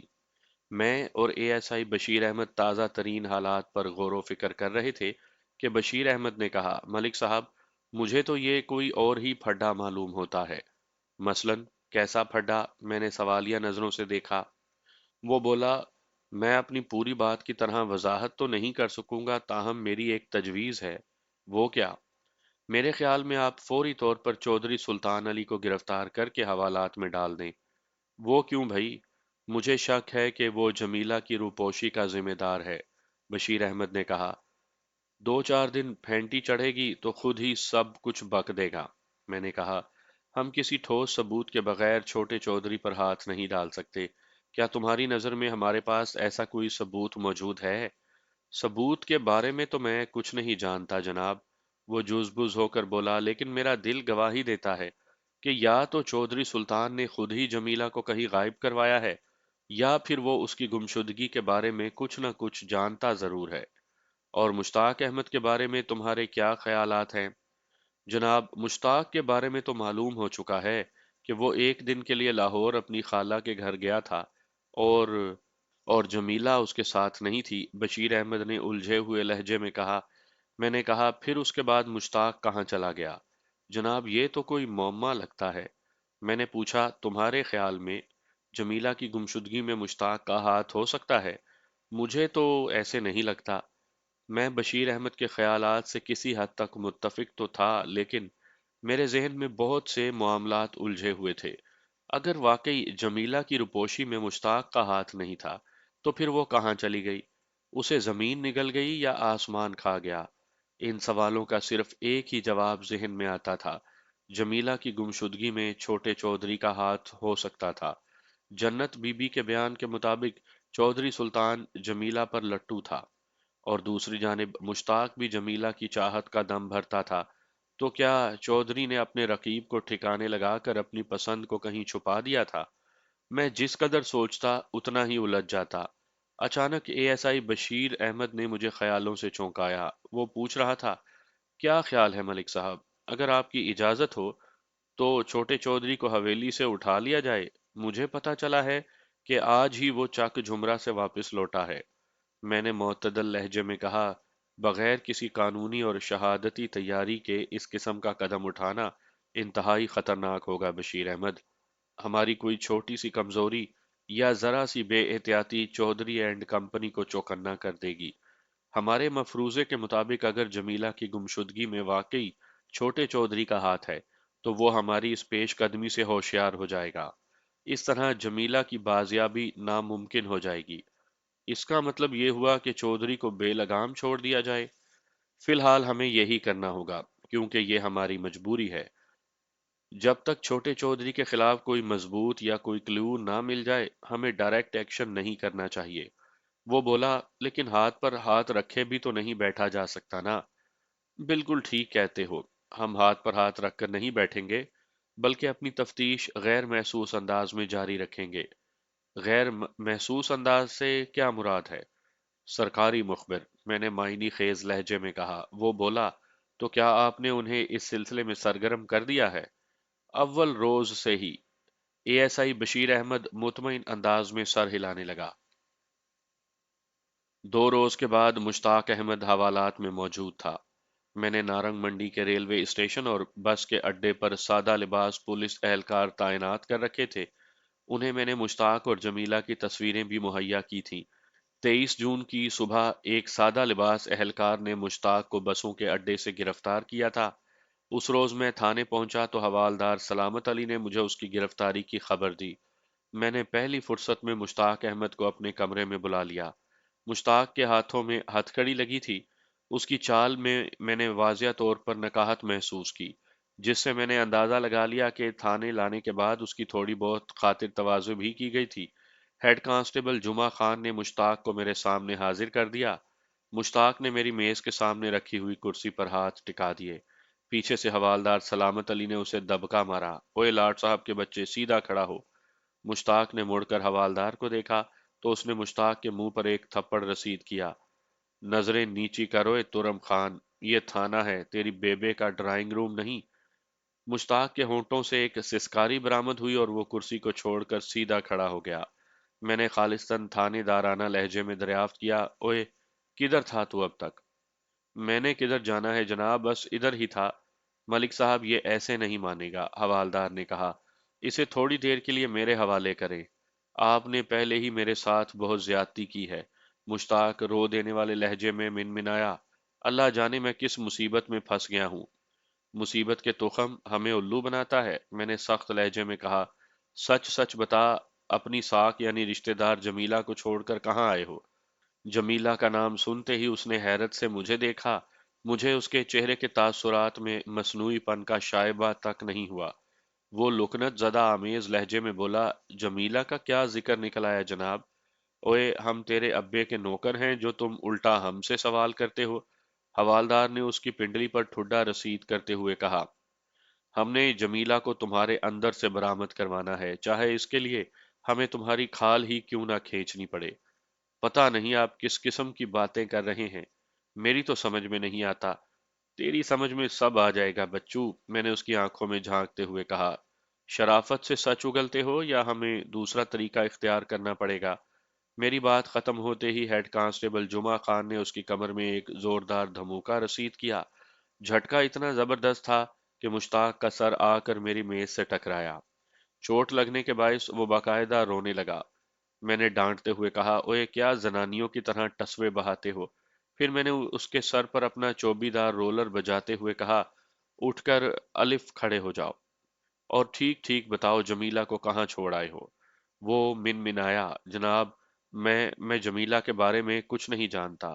آپ مجھے یہ تو بتائیں کہ جمیلہ کو ہوا کیا ہے؟ تم نہیں جانتے تو کیا تمہارا باپ اس کے بارے میں جانتا ہے؟ میں نے سلگتے ہوئے لہجے میں کہا۔ تم 18 جون کی صبح سے غائب ہو اور اسی وقت سے جمیلہ بھی لاپتہ ہے۔ تمہارے خلاف جمیلہ کی ماں نے اس کے اغوا کی رپورٹ درج کروائی ہے۔ ہم کئی روز سے بڑی سرگرمی کے ساتھ تمہیں تلاش کر رہے ہیں۔ آخر تم اب تک تھے کہاں اور جمیلہ کہاں ہے؟ وہ گھگھیانے لگا، سونے رب کی قسم، میں جمیلہ کے بارے میں کچھ نہیں جانتا۔ میں تو خود بہت بڑی مشکل سے جان چھڑا کر یہاں تک پہنچا ہوں۔ آپ خوامخواہ شک کر رہے ہیں۔ میں نے عرض کیا ہے نا ملک صاحب، یہ شرافت کی زبان نہیں سمجھے گا۔ آپ اسے میرے حوالے کریں، میں اس کی ساری ٹیڑیاں ناک کے راستے نکال دوں گا۔ خدا کی قسم تھانے دار صاحب، میں جمیلہ کے بارے میں واقعی کچھ نہیں جانتا۔ وہ گڑ گڑانے لگا۔ میں تو پیر کی صبح رتہ گوجرا سے لاہور چلا گیا تھا۔ پیر کی صبح ہی سے جمیلہ بھی لاپتہ ہے، میں نے کہا، اور غالب امکان ہے کہ تم نے اسے اغوا کر کے چھپا دیا ہے۔ وہ گلوگیر آواز میں بولا، میں نے ایسا کچھ نہیں کیا جناب، میں تو اکیلا ہی یہاں سے لاہور گیا تھا۔ اوئے مامے خان، کیا تم نے لاہور لاہور لگا رکھی ہے؟ حوالدار نے اسے جھڑکا۔ میں نے کرشن نگر کی گلی نمبر 4 سے تمہارا پتہ کیا تھا۔ تمہاری خالہ اور خالو نے بتایا تھا کہ تم منگل یعنی 19 جون کو وہاں سے واپس آ گئے تھے۔ اب ہمیں صاف صاف بتاؤ کہ یہ 4 دن تم نے کون سی بیبے کے پاس گزارے ہیں اور جمیلہ کو کہاں چھپایا ہے؟ وہ منت آمیز لہجے میں بولا، آپ میری بات کا یقین کیوں نہیں کرتے جناب؟ میں قرآن اٹھانے کو تیار ہوں کہ جمیلہ کے بارے میں کچھ نہیں جانتا۔ میں نے اس کی آنکھوں میں دیکھا۔ کیا جمیلہ تمہارے ساتھ نہیں گئی تھی؟ بالکل نہیں سرکار۔ کیا تم جمیلہ کو پسند نہیں کرتے؟ بالکل کرتا ہوں، اس نے اسبات میں جواب دیا، اسی لیے تو میں نے سیدھی طرح رشتے کے لیے اپنی ماں کو بھیجا تھا، اور جب سیدھی انگلی سے گھی نہیں نکلا تو تم نے اغوا کر لیا۔ یہ غلط ہے جناب۔ میں نے پوچھا، کیا یہ بھی غلط ہے کہ رشتے سے انکار ہونے کے بعد تم نے اپنی متوقع ساس فردوس بیگم کو خطرناک نتائج کی دھمکیاں دی تھیں؟ میں نے ایسی کوئی دھمکی نہیں دی تھی جناب، آپ کو کسی نے غلط بتایا ہے۔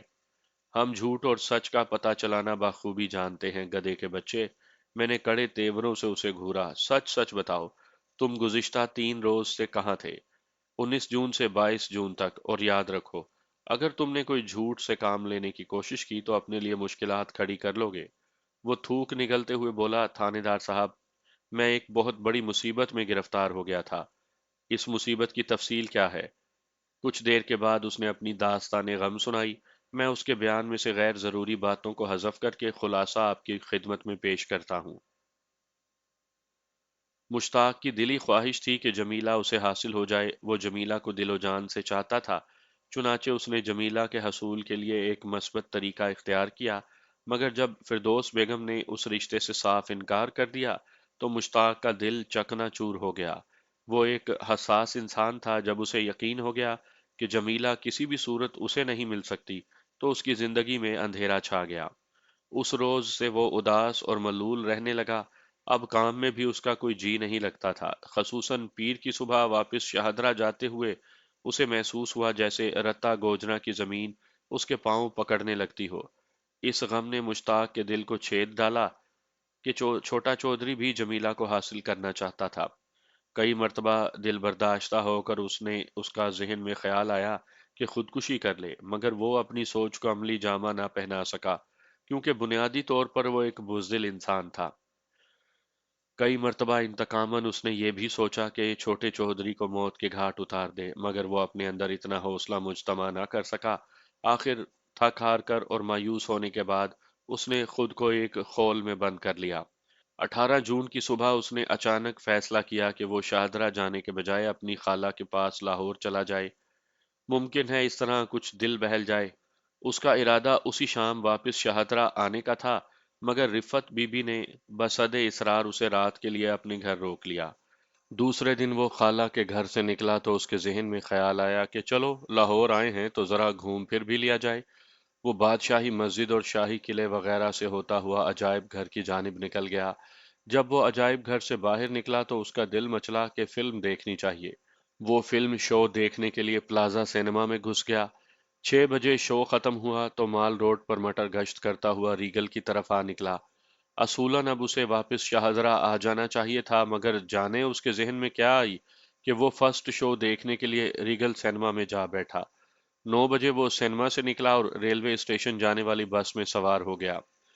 بس جب ریکس سینما کے قریب سے گزری تو ایک مرتبہ پھر اس کے دل میں خود بدھ ہونے لگی۔ وہ کسی بے اختیاری جذبے کے تحت ریکس سینما کے دوسرے شو میں جا بیٹھا۔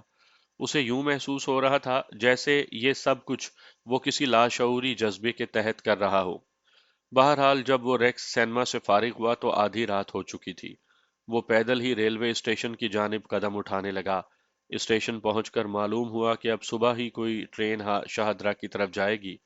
گرمیوں کا موسم تھا، اس نے سوچا ریلوے اسٹیشن سے باہر نکل کر ذرا سیر کرنی چاہیے۔ پھر اچانک خیال آیا کہ شاہدرہ کون سا یہاں سے دور ہے، کیوں نہ پیدل ہی چل پڑے۔ تاج کلاتھ سٹور میں اس کے علاوہ بھی 2 ملازمین رات گزارتے تھے۔ یہ خیال آتے ہی وہ پیدل مارچ کرنے لگا۔ ابھی وہ ریلوے اسٹیشن سے زیادہ دور نہیں گیا تھا کہ پیٹرول پمپ کے نزدیک پولیس والوں نے اسے گھیر لیا۔ وہ 2 کانسٹیبل تھے اور پیٹرول پمپ پر اپنے معمول کی ڈیوٹی دے رہے تھے۔ اوئے، اس وقت کہاں آوارہ گردی کر رہے ہو؟ ایک کانسٹیبل نے اسے اشارے سے اپنی جانب بلایا۔ مشتاق کو مجبوراً ان کے پاس جانا پڑا۔ ایک کانسٹیبل نے پوچھا، آدھی رات کو کہاں سے آ رہے ہو اور کدھر جا رہے ہو؟ دوسرا بولا، مجھے تو شکل سے یہ کوئی ڈکیت لگتا ہے، ہو سکتا ہے کسی واردات پر نکلا ہو۔ مشتاق اس آفت ناگہانی سے پریشان ہو گیا تھا، تاہم اس نے قدرے مضبوط لہجے میں کہا، میں ایک شریف شہری ہوں جناب، اپنی خالہ سے ملنے لاہور آیا تھا، اب واپس شاہدرہ جا رہا ہوں، ادھر مین بازار میں تاج کلاتھ سٹور پر کام کرتا ہوں۔ اوئے، آدھی رات کو تمہاری خالہ نے تمہیں گھر سے نکال دیا ہے؟ ایک کانسٹیبل نے شک سے اسے دیکھا۔ हमें बेवकूफ बनाते हो। मुश्ताक ने कहा, खाला के घर से तो मैं बहुत पहले निकला था, बस फिल्म देखने में देर हो गई। कौन सी फिल्म देख कर आए हो? रेक्स सिनेमा में देखी है। कांस्टेबल ने मायनी खेज नजरों से मुश्ताक का जायजा लिया। ओए, आवारागर्द अंग्रेजी फिल्म देखते हो, और वो भी इंतहाई बेहुदा और वाहियात किस्म की। ऐसी इखलाक सोज फिल्म देखते हुए शर्म नहीं आती? मुश्ताक ने पूछा। आपको कैसे पता चला सरकार कि वो फिल्म इखलाक सोज है? मज़कूरा कांस्टेबल बगले झांकते हुए शर्मिंदा से लहजे में बोला, हमें इस शहर में होने वाले एक एक वाक़ये की खबर होती है। लाओ, सैनमे का टिकट दिखाओ। मुश्ताक ने अपनी जेब से रेक्स सैनमे का टिकट निकाल कर कांस्टेबल को दिखा दिया। वो उलट पलट कर उसके टिकट का जायजा लेता रहा, फिर अपने साथी से बोला, जरा इसकी तलाशी तो लो। उस वक्त मुश्ताक के पास कमोबेश 150 रुपए थे। कांस्टेबल ने वो रकम अपने कब्जे में कर ली। उसका मौकिफ ये था कि मुश्ताक ने वो रकम किसी मुसाफिर की जेब से निकाली होगी। तलाशी के दौरान ही मुश्ताक की जेब से प्लाजा और रीगल सिनेमा के टिकट भी बरामद हुए, जिस पर एक कांस्टेबल ने बड़े तंजिया अंदाज में कहा, ओए बदमाश, तुम अंग्रेजी फिल्में ही देखते हो, क्या तुम्हारी बेबे भी कोई मेम है? मुश्ताक ने इस बेहुदा सवाल का जवाब नहीं दिया। एक कांस्टेबल ने उसे धक्का देते हुए कहा, चल बेंच पर बैठ, सुबह तुम्हें हवालात में बंद करेंगे। आखिर मेरा कसूर? ओए लुच्चे लफंगे, हमसे सवाल करता है? एक कांस्टेबल ने उसे झिड़का। खामोशी से बैठ जा, वरना अभी मुर्गा बना दूंगा। मुश्ताक के पास उनकी बात मानने के सिवा कोई चारा नहीं था। अब सुबह तक वो उन्हीं के रहमो करम पर था, और पता नहीं सुबह होने के बाद वो उसके साथ क्या सलूक करते। बहरहाल खैरियत गुजरी। सुबह हुई तो उन्होंने कमाल मेहरबानी का मुजाहरा करते हुए मुश्ताक को इजाजत दे दी।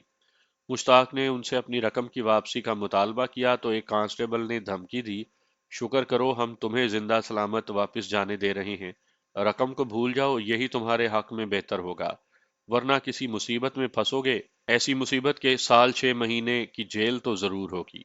जान बची सो लाखों पाए कि मुश्ताक मुश्ताक ने खुदा का शुक्र अदा किया और उन जोंकों से जान छुड़ाकर एक जानिब चल दिया। अब तो उसकी जेब में फूटी कौड़ी भी नहीं थी, चुनाचे उसे पैदल ही शाहदरा तक जाना पड़ा। किसी ने सच कहा है, मुसीबत जब आती है तो चारों जानिब से एक साथ हमला आवर होती है। रावी चौक में एक और आफत उसकी मुंतजिर थी। उसे अपने अकब में दौड़ते हुए कदमों की आवाजें सुनाई दी। फिर एक पुलिस वाले ने उसे कॉलर से पकड़ लिया।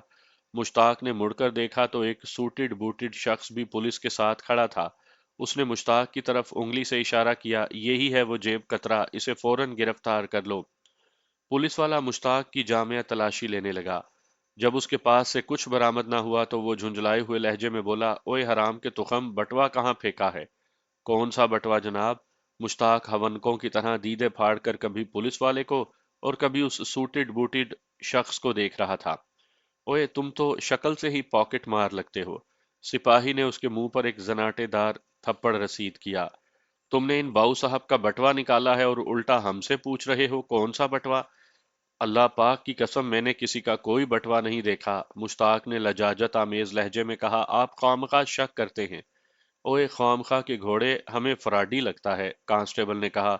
सीधी तरह बटवा निकालता है या थाने ले चलूं? अपनी बेबसी पर मुश्ताक की आंखों से आंसू निकल आए। उसके पास बटवा होता तो वो वापस करता। चुनाचे उसे सिपाही के साथ थाने जाना पड़ा, जहां उसे हवालात में डाल दिया गया। 3 रोज तक पुलिस वाले तफ्तीश के नाम पर उससे मुट्ठी चापी करवाते रहे, फिर उसे आइंदा जेबें ना काटने की ताकीद करके छोड़ दिया। मुश्ताक शाहदरा जाने के बजाय बगैर टिकट ट्रेन में सवार हुआ और नारंग मंडी पहुंच गया, जहां से उसे मेरे मुतय्यन किए हुए सादा लिबास पुलिस एहलकार ने गिरफ्तार करके थाने पहुंचा दिया। ये थे वो हालात जिनके पेश नज़र मुश्ताक अभी तक मंजर से गायब था। मुश्ताक की ज़बानी जो वाक़यात मालूम हुए, उनके मुताबिक कहा जा सकता है कि पुलिस वालों ने उसके साथ अच्छी खासी ज्यादती की थी। हमारे मुल्क का कोई भी महकमा काली भेड़ों से खाली नहीं। जिस तरह पांचों उंगलियां बराबर नहीं होती, उसी तरह ये मुट्ठी भर बदउनवान एहलकार पूरे डिपार्टमेंट की रुसवाई का सबब बनते हैं। खुदा उन्हें हिदायत दे। मुश्ताक के बयान करदा वाकयात की रोशनी में उसकी ज़ात जमीला के अगवा के सिलसिले में शक व शुबे से बालातर नजर आती थी, मगर कानूनी तकाजे पूरे करना भी ज़रूरी थे। जब तक जमीला का कोई सुराग न लग जाता, मुश्ताक को छोड़ा नहीं जा सकता था। फिर मुश्ताक के बयान की तस्दीक भी ज़रूरी थी। میں نے حوالدار سلامت علی سے کہا، اسے حوالات میں بند کرو اور تھانے کے سامنے جو ہوٹل ہے وہاں سے کھانا کھلاؤ، لیکن خیال رکھنا اب اس کی خاطر تواضع کی ضرورت نہیں۔ میں سمجھ گیا جناب، حوالدار نے زیر لب مسکراتے ہوئے کہا اور مشتاق کو لے کر باہر نکل گیا۔ جاتے جاتے میں نے مشتاق سے کہا، اس نرمی کا کوئی غلط مطلب نہیں نکالنا، میں تمہیں 24 گھنٹے کی مہلت دیتا ہوں، اس کے بعد پھر تم سے پوچھ تاچھ ہوگی۔ اگر خیریت چاہتے ہو تو ہر بات کا سچ سچ جواب دینا، بصورت دیگر بہت پچھتاؤ گے، پھر مجھ سے کوئی داد فریاد نہ کرنا۔ پھر میں اپنے معمول کے کاموں میں مصروف ہو گیا۔ اگلے روز میں صبح تھانے میں پہنچا تو ماسی جندہ میری منتظر تھی۔ ماسی جندہ دراصل پولیس کی مخبر تھی۔ وہ موزہ رتہ گوجراں کی رہائشی تھی اور رشتے کروانے والی ماسی مشہور تھی۔ گاؤں کے ہر گھر میں اس کا آنا جانا تھا، اسی لیے وہ ایک عمدہ قسم کی انفارمر ثابت ہوتی تھی۔ میں نے اپنی سیٹ پر بیٹھتے ہی ماسی جندہ کو کمرے میں بلا لیا۔ اس نے آتے ہی سلام کیا، بولی، ملک صاحب ایک خوشخبری ہے۔ کیا یہ خوشخبری جمیلہ سے متعلق ہے؟ آپ کا اندازہ صحیح ہے، وہ مسکرائی۔ میں نے جمیلہ کا سرا پکڑ لیا ہے، ذرا تفصیل سے بتاؤ۔ وہ بتانے لگی، ملک صاحب وقوعہ کے روز صبح جمیلہ کو شاداں کے ساتھ اس کے گھر کی جانب جاتے دیکھا گیا تھا۔ یہ شاداں کون ہے بھائی؟ میں نے پوچھا۔ وہ بولی، شاداں ماکھے کی بیوی ہے۔ ماکھا چودھری سلطان علی کا خاص بندہ ہے جناب، وہ چودھریوں کے ٹیوب ویل کی نگرانی بھی کرتا ہے۔ اوہ! میرے منہ سے ایک طویل سانس خارج ہوئی۔ میں نے سوال کیا، کیا شاداں جمیلہ کو اپنے گھر لے گئی تھی؟ اس کا تو پتہ نہیں، جندہ نے بتایا، بس ان دونوں کو ایک ساتھ شاداں کے گھر کی جانب جاتے دیکھا گیا تھا۔ میرا ذہن بہت تیزی سے سوچ رہا تھا، یہاں بھی جمیلہ کے حوالے سے چھوٹے چودھری کا ایک تعلق نکل آیا تھا۔ فردوس بیگم کے مطابق وقوعہ کے روز جمیلہ رفع حاجت کے لیے کھیتوں کی طرف گئی تھی، پھر اس کی واپسی نہیں ہوئی تھی۔ اس کے خیال کے مطابق مشتاق نے کھیتوں ہی سے اسے اغوا کر لیا تھا۔ اب پتہ چل رہا تھا کہ مغویہ جمیلہ شاداں کے ساتھ جاتے دیکھی گئی تھی۔ کہیں ایسا تو نہیں تھا کہ چھوٹے چودھری نے شاداں یا ماکھے کے توسط سے جمیلہ کو خود برد کروا لیا ہو؟ میں نے ایک فوری خیال کے تحت جندہ سے دریافت کیا، ماسی جندہ یہ شاداں کس قسم کی عورت ہے؟ پوری پھپھے کٹنی ہے سرکار، وہ منہ بگاڑ کر بولی۔ اس کا کردار صحیح نہیں، گڑبڑ کے کاموں میں ملوث پائی جاتی ہے۔ میں نے تو یہاں تک سنا ہے کہ وہ رقم کے عوض عاشقوں اور معشوقوں کی ملاقاتوں کا محفوظ انتظام بھی کرتی ہے، اور وہ بھی اپنے گھر میں۔ یہ ایک اور انکشاف تھا۔ ممکن ہے وہ جمیلہ کو اس لیے اپنے ساتھ لے گئی ہو کہ وہ اسے مشتاق سے ملوانا چاہتی ہو۔ اس بات کے امکانات کو بھی رد نہیں کیا جا سکتا تھا کہ جمیلہ ہی نے شاداں سے درخواست کی ہو کہ وہ ان کی ملاقات کروا دے۔ میں نے جندہ سے پوچھا، ماکھے کے بارے میں کیا خیال ہے؟ چھوٹے چودھری کا پٹھو ہے وہ بیزاری سے بولی۔ ظاہر ہے اسی کے اشاروں پر ناچتا ہے، ویسے دیکھنے میں وہ سرکاری سانڈ لگتا ہے، بڑا بد مزاج اور پھو پھاں والا بندہ ہے جی۔ میں کسی خیال میں ڈوب گیا۔ جمیلہ کی گمشدگی کی کڑیاں ایک ایک کر کے آپس میں مل رہی تھیں۔ اگر جمیلہ والے معاملے میں ماکھے یا شاداں کا کوئی ہاتھ تھا، تو پھر چھوٹا چودھری خود بخود مشکوک ہو جاتا تھا۔ میں نے ماسی جندہ سے ماکھے کے گھر کا مکمل پتہ پوچھ کر اسے جانے کی اجازت دے دی۔ میں سوچ سمجھ کر چودھری پر ہاتھ ڈالنا چاہتا تھا، اور اس کے لیے ضروری تھا کہ پہلے شاداں اور ماکھے کو خوب اچھی طرح گھسا جائے۔ اس نیک کام کے لیے میں خود رتہ گوجراں جانا چاہتا تھا۔ تھوڑی دیر کے بعد ایک کانسٹیبل نے اطلاع دی کہ مشتاق کی ماں جنت بی بی اپنے شوہر ظہور حسین کے ساتھ آئی ہے۔ میں نے ان دونوں کو اپنے پاس بلایا۔ وہ میرے پاس آتے ہی یک زبان بولے، ملک صاحب میرا بیٹا کہاں ہے؟ میں نے انہیں بٹھایا، وہ بیٹھے تو میں نے کہا، مشتاق کے بارے میں زیادہ پریشان نہ ہوں، وہ اس وقت میرے پاس ہے۔ آپ نے اسے مارا شارا تو نہیں؟ جنت بی بی کے لہجے میں تشویش تھی۔ ظہور حسین نے پوچھا، ملک صاحب وہ اتنے دن تھا کہاں؟ آپ کو وہ کہاں سے ملا؟ میں نے ان کی تشفی کے لیے مختصر حالات انہیں بتا دیے اور کہا کہ فکر مند ہونے کی ضرورت نہیں، وہ ٹھیک ٹھاک ہے اور بڑے آرام میں ہے۔ میں اپنے بیٹے سے ملنا چاہتی ہوں، جنت بی بی نے بےتابی سے کہا۔ آپ نے کہاں چھپا رکھا ہے؟ اور جمیلہ کا بھی کچھ پتہ چلا یا نہیں؟ جمیلہ کا پتہ چلانے کے لیے ہی تو ہم نے مشتاق کو مہمان بنایا ہے۔ تم حوصلے سے کام لو، وہ حوالات میں ہے، تم چاہو تو ابھی جا کر اسے مل لو۔ ظہور حسین نے کہا، ملک صاحب یہ تو بڑی زیادتی والی بات ہے۔ ہمارا بیٹا بے قصور ہے اور آپ نے اسے خواہ مخواہ بند کر رکھا ہے۔ जन्नत बीबी बोली, हम अभी मुश्ताक को साथ ले जाएंगे। मैंने जरा सख्त लहजे में कहा, कसूरवार और बेकसूर का अभी फैसला नहीं हुआ, और ये फैसला तुम दोनों नहीं बल्कि मैं करूंगा। और कान खोल कर सुन लो, जब तक मैं मुश्ताक की तरफ से मुतमईन नहीं हो जाता, उस वक्त तक वो सरकारी मेहमान रहेगा। वो हमारे पास बिल्कुल महफूज है, कोई फिक्र वाली बात नहीं। जरूरी तफ्तीश के बाद हम उसे छोड़ देंगे। सारी तफ्तीश हमारे लिए ही है। जन्नत बीबी रोहासी हो गई। आखिर हमने आपका क्या बिगाड़ा है? मैंने हमदर्दी से कहा, मैं तुम्हारे दर्द को समझता हूँ जन्नत बीबी, मगर हमें कानूनी तकाजे भी पूरे करने हैं। तुम तसल्ली रखो, तुम्हारे बेटे को कुछ नहीं होगा। वो कानून की हिफाजत में है। फिर मैंने हवालदार को बुलाकर उसे हिदायत की कि वो मुश्ताक के वालदैन को मुश्ताक से मिलवा दे। 1 घंटे के बाद मैंने एएसआई तारिक महमूद को साथ लिया और मौजा रत्ता गोजना रवाना हो गया। मासी जिंदा ने तफसीलन मुझे शादा और माखे के घर का पता समझा दिया था। तारिक महमूद भी मेरी तरह इस थाने में नया आया था। वो तबीयत का बहुत सादा और फर्ज शनास था, इसलिए बहुत जल्द हमारे दरमियान अंडरस्टैंडिंग हो गई थी। जिंदा ने मुझे बताया था कि शादा का घर कच्चे खूह यानी कुएं के नजदीक है। जब हम मज़कूरा कुएं पर पहुंचे तो वहां चंद बच्चे बांदर किला, ये एक देहाती खेल है, वो खेल रहे थे। कुएं के पास एक वसी व अरीज मैदान था। कई बच्चे वहां दौड़े लगा रहे थे। मैंने एक बच्चे को इशारे से बुलाया। उस वक्त हम सादा लिबास में थे, वरना वो बच्चे अब तक पुल्स पुल्स का ढंडोरा पीट चुके होते। मज़कूरा बच्चा मेरे पास आया तो मैंने उससे माखे के घर का पता पूछा। उस बच्चे ने एक दरवाजे की तरफ इशारा किया कि उधर। मैंने मतलूबा दरवाजे पर दस्तक दी तो थोड़ी देर के बाद अंदर से कुंडी गिरने की आवाज आई। फिर दरवाजे का एक पट जरा सा खुला। मैंने दरवाजे के खुले हुए पट में से निस्वानी आंखों को झांकते हुए देखा। फिर वो बनफ्से नफीस हमारे सामने आ गई। वो खासी ठुस्सेदार औरत थी। मुझे अंदाजा लगाने में देर नहीं लगी कि वो ही शादा हो सकती थी। उसने बड़ी करारी आवाज में दरियाफ्त किया, किससे मिलना है जी? मैंने कहा, ये माखे का घर है। जी, उसने अस्बात में जवाब दिया, पर आप कौन हैं और माखे से क्या काम? हमें माखे से भी काम है और तुमसे भी। मैंने एक एक लफ्ज पर जोर दिया। घर में बैठने की कोई जगह नहीं? घर में बैठने की तो बहुत सी जगह हैं, वो अक्खड़ लहजे में बोली, लेकिन आपने अभी तक अपना तारुफ नहीं करवाया। आप कौन हैं? मैंने पहले कभी नहीं देखा। मैंने तारुफ करवाते हुए कहा, मेरा नाम मलिक सफदर हयात है और मैं नारंग मंडी का थाना इंचार्ज हूँ।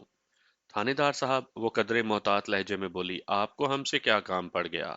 मैंने कहा, ये तो अंदर बैठकर ही बताऊंगा, या फिर तुम माखे को बाहर भेजो। अपनी बात खत्म करते ही मुझे महसूस हुआ जैसे अंदर घर के कोई तेज कदमों से चलते हुए गुजरा हो। शादा दरवाजे के सामने आते हुए बोली, माखा तो इस वक्त घर पर नहीं, और उसकी गैर मौजूदगी में मैं आपको घर के अंदर नहीं बुला सकती। मुझे वाजिया महसूस हुआ कि वो हमें कोई चक्कर दे रही थी। मैंने पूछा, माखा घर में नहीं तो फिर किधर गया?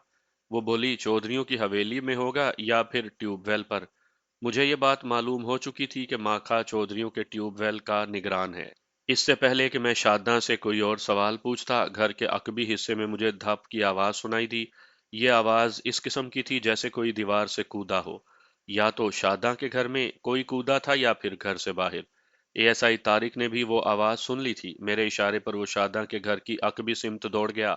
मैंने शादा से कहा, मैं तुमसे जमीला के बारे में बात करने आया हूँ। तुम्हारे हक में बेहतर होगा कि सब कुछ सच सच बता दो। आप जमीला के बारे में क्या जानना चाहते हैं? सारा पिंड जानता है कि उसे मुश्ताक ने अगवा किया है। मैंने सख्त लहजे में कहा, शादा, गांव में कुछ ऐसे लोग भी मौजूद हैं जिन्होंने वकुआ के रोज जमीला को तुम्हारे साथ तुम्हारे घर आते देखा था। उसके चेहरे पर एक रंग सा आकर गुजर गया। जल्दी से बोली, पता नहीं आप किस किस्म की फजूल बातें करते हैं। मैं गैर मर्दों से बातें नहीं करना चाहती। जब मेरा खाविंद घर हो तो उस वक्त आना। इसके साथ ही शादा ने खटाक से दरवाजा बंद कर दिया। उसी वक्त मुझे शादा के घर की अकबी सिम से तारिक की बुलंद आवाज में सुनाई दी। फिर एक बार मुसलसल विसल भी बजा। मुझे यूं महसूस हुआ जैसे तारिक किसी दूसरे शख्स से गुत्थम गुत्था हो। मैं भी तकरीबन दौड़ते हुए अकबी सिमत पहुंचा। वहां एक तमाशा मेरा मुंतजिर था। एएसआई तारिक महमूद एक लहीम शहीम शख्स के नीचे दबा हुआ था, लेकिन उसने अपने ऊपर लदे हुए शख्स के बालों को अपनी मुट्ठी में मजबूती से जकड़ रखा था। वो शख्स अपने बालों को छुड़ाकर वहां से फरार होने की फिक्र में था, लेकिन तारिक ने बमुश्किल उसे रोक रखा था। मैंने वहां पहुंचते ही बुलंद आवाज में एक दबका मारा, ओए सूरमा के पुत्र, पीछे हट जा। नहीं तो गोली मार दूंगा। मैंने अपना सर्विस रिवॉल्वर निकाल कर हाथ में पकड़ लिया था। मैंने उस शख्स को महज धमकाने के लिए रिवॉल्वर निकाला था, लेकिन मेरी धमकी वाकई असर दिखा गई। वो मस्त हाथी तारिक को छोड़कर साइड पे हो गया। तारिक ने मुझ पर नजर पड़ते ही कहा, मलिक साहब, इसे फौरन गिरफ्तार कर ले। मेरे ख्याल में यही माखा है। ये यहाँ से फरार होने की कोशिश में था। थोड़ी देर पहले मैंने जो धप की आवाज सुनी थी, अब उसकी वजाहत हो गई थी। मैंने फौरन उस शख्स को हथकड़ी पहना दी। रिवॉल्वर के सामने मजबूरन उसे गिरफ्तारी देना पड़ी। मैंने उसके चेहरे पर एक तमाचा रसीद किया और पूछा, तुम्हारा ही नाम माखा है? जी, मैं ही माखा हूं, लेकिन आपने गिरफ्तार क्यों किया? ये तो थाने जाकर ही पता चलेगा बच्चू। एएसआई ने उसकी कमर में लात मारते हुए कहा, अभी तो तुम्हारी घरवाली को भी गिरफ्तार करना है। बड़ी थरथल्ली मचा रखी है तुम दोनों ने। तुम लोगों की फन्ने खानी का हिसाब किताब अब हो ही जाएगा। हमने कुछ नहीं किया जी। आप खामखा शक कर रहे हैं। बकवास बंद करो ए लकड़ी के बांदर। मैंने उसे झिड़का। ये बताओ जमीला कहाँ है? कौन जमीला जी? मैंने उसके सवाल का जवाब नहीं दिया और घसीटते हुए उसे उसके घर के अंदर ले गया। मैं गांव में अपनी आमद को खुफिया रखना चाहता था, इसलिए वहां ज्यादा कार्रवाई डालना मुनासिब नहीं था। थोड़ी देर के बाद हम शादा और माखे को आनी जेवर पहनाकर अपने साथ थाने ले आए। मुझे यकीन था कि यह खबर ज्यादा देर तक छुपी नहीं रहेगी और चौधरी सुल्तान को खबर होने तक मैं अपना काम मुकम्मल कर लूंगा। थाने आकर मैंने दोनों मियाँ बीवी को अलग अलग हवालात में बंद किया। थोड़ी देर बाद मैंने शादा को अपने कमरे में बुलाया। वो खासी उखड़ी उखड़ी लग रही थी। मैंने कहा, शादा, तुम औरत जात हो, थाने की सख्तियों को नहीं झेल सकोगी, इसलिए जो पूछूं वो सच सच बताना। वो खामोश खड़ी मुझे देखती रही। मैंने कहा, मुझे पता चला है कि तुम मुलाकातों का इंतजाम करती हो। मेरी इस बात पर वो चौंक पड़ी। सच सच बताओ कि तुमने मुश्ताक और जमीला की कितनी मुलाकातें करवाईं? एक मर्तबा भी नहीं जनाब। क्यों? मैंने हैरत से उसकी तरफ देखा। मैंने तो सुना है तुमने पूरे पिंड का ठेका लिया हुआ है। वो बोली, जनाब, मैं जमीला और मुश्ताक की मुलाकात का इंतजाम कैसे कर सकती थी? जमीला को तो छोटे चौधरी साहब। वो जुमला अधूरा छोड़कर खामोश हो गई। मैंने जल्दी से कहा, जमीला को छोटे चौधरी साहब क्या? कुछ नहीं जी। वो नजरें चुराते हुए बोली, पता नहीं मेरे मुंह से क्या उल्टी सीधी बातें निकल जाती हैं। मैंने कहा, उल्टी सीधी नहीं बल्कि बिल्कुल सीधी बातें शादा। मैंने उसके चेहरे पर देखते हुए कहा, तुम यही कहना चाहती थी ना कि जमीला को तो छोटे चौधरी साहब पसंद करते हैं, इसलिए तुम मुश्ताक और जमीला की मुलाकात का खतरा मोल नहीं ले सकती थी। वो बेचैनी से दाएं बाएं देखते हुए बोली, थानेदार साहब, सच्ची बात तो ये कि मुझे छोटे चौधरी से बहुत डर लगता है। तुम फिक्र ना करो, यहाँ कोई तुम्हारी बातें सुनने वाला नहीं। दीवारों के भी कान होते हैं। वो सहमी हुई बोली, अगर छोटे चौधरी साहब को पता चल गया कि मैंने उनके बारे में कोई बात की है तो वो मेरी चमड़ी उधेड़ डालेंगे। मैंने कहा ना, तुम्हारी बातें चौधरी तक नहीं पहुंचेंगी। मैंने तसल्ली दी। वो बोली, जनाब, सच्ची बात तो यह है कि छोटे चौधरी साहब जमीला से शादी करना चाहते हैं और ये बात उन्होंने सबसे खुफिया रखी है। मेरे ख्याल में तुम्हारा अंदाजा गलत है। मैंने टोकने वाले अंदाज में कहा, यह बात खुफिया नहीं, बहुत से लोग इससे बाखबर हैं। हो जी, हमें क्या? हमें तो ऐसी बातें नहीं करनी चाहिए ना। मैंने कहा, तुम छोटे चौधरी और जमीला के बारे में और क्या जानती हो? कुछ भी नहीं। देखो शादा, अभी मैं तुमसे नरमी का बर्ताव कर रहा हूं। अगर बाद में मुझे पता चला कि तुमने कोई गलत बयानी की है या मुझसे कुछ छुपाया है, तो याद रखो, मैं बहुत सख्ती से पेश आऊंगा। जमीला की गुमशुदगी के बारे में तुम्हें कुछ भी मालूम है तो फौरन बताओ। आप यकीन करें, जो सच था वो मैंने बता दिया। मैं इससे ज्यादा कुछ नहीं जानती। वो वकुआ के रोज कच्चे खूह तक मेरे साथ आई तो थी, लेकिन उसके बाद कहाँ गई मुझे नहीं पता। मैंने कहा, तुम्हारे ख्याल में वो कहाँ जा सकती है? मेरा ख्याल दूसरों से मुख्तलिफ नहीं। वो मुश्ताक के साथ ही गई होगी। यानी तुम्हारा मतलब है जमीला अपनी मर्जी से गई होगी? वो आसमान की तरफ देखते हुए बोली, सच्ची बात तो सोहना रब ही जानता है कि वो अपनी मर्जी से गई है या अगवा किया गया है। ये बताना बहुत मुश्किल है क्योंकि दोनों अभी तक गायब हैं। शादा की बात से मुझे अंदाजा हुआ कि वो मुश्ताक की वापसी से बाखबर नहीं। इसका एक ही मतलब था कि जहूर हुसैन और जन्नत बीबी ने रत्ता गोजना जाकर मुश्ताक की वापसी का कोई जिक्र नहीं किया था। मैंने शादा से कहा, शायद तुम्हें इल्म नहीं, मुश्ताक अहमद को हमने ढूंढ लिया है। वो इस वक्त हवालात में है। अच्छा जी, उसने आंखें फैलाई। क्या जमीला को भी बरामद कर लिया? जमीला की तलाश अभी जारी है, मैंने कहा। एक बात तो बताओ, शादान, तुमने बताया है कि छोटा चौधरी जमीला को पसंद करता है, तो क्या जमीला भी चौधरी को पसंद करती थी?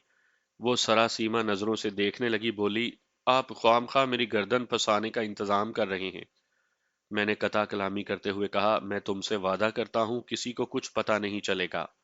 कानून से ताउन करो तो फायदे में रहोगी। वो फिर ठहर ठहर कर बोली, जनाब, मेरा ख्याल है जमीला नहीं करती थी। इसका मतलब है वो मुश्ताक को पसंद करती थी। सच्ची बात तो यही है।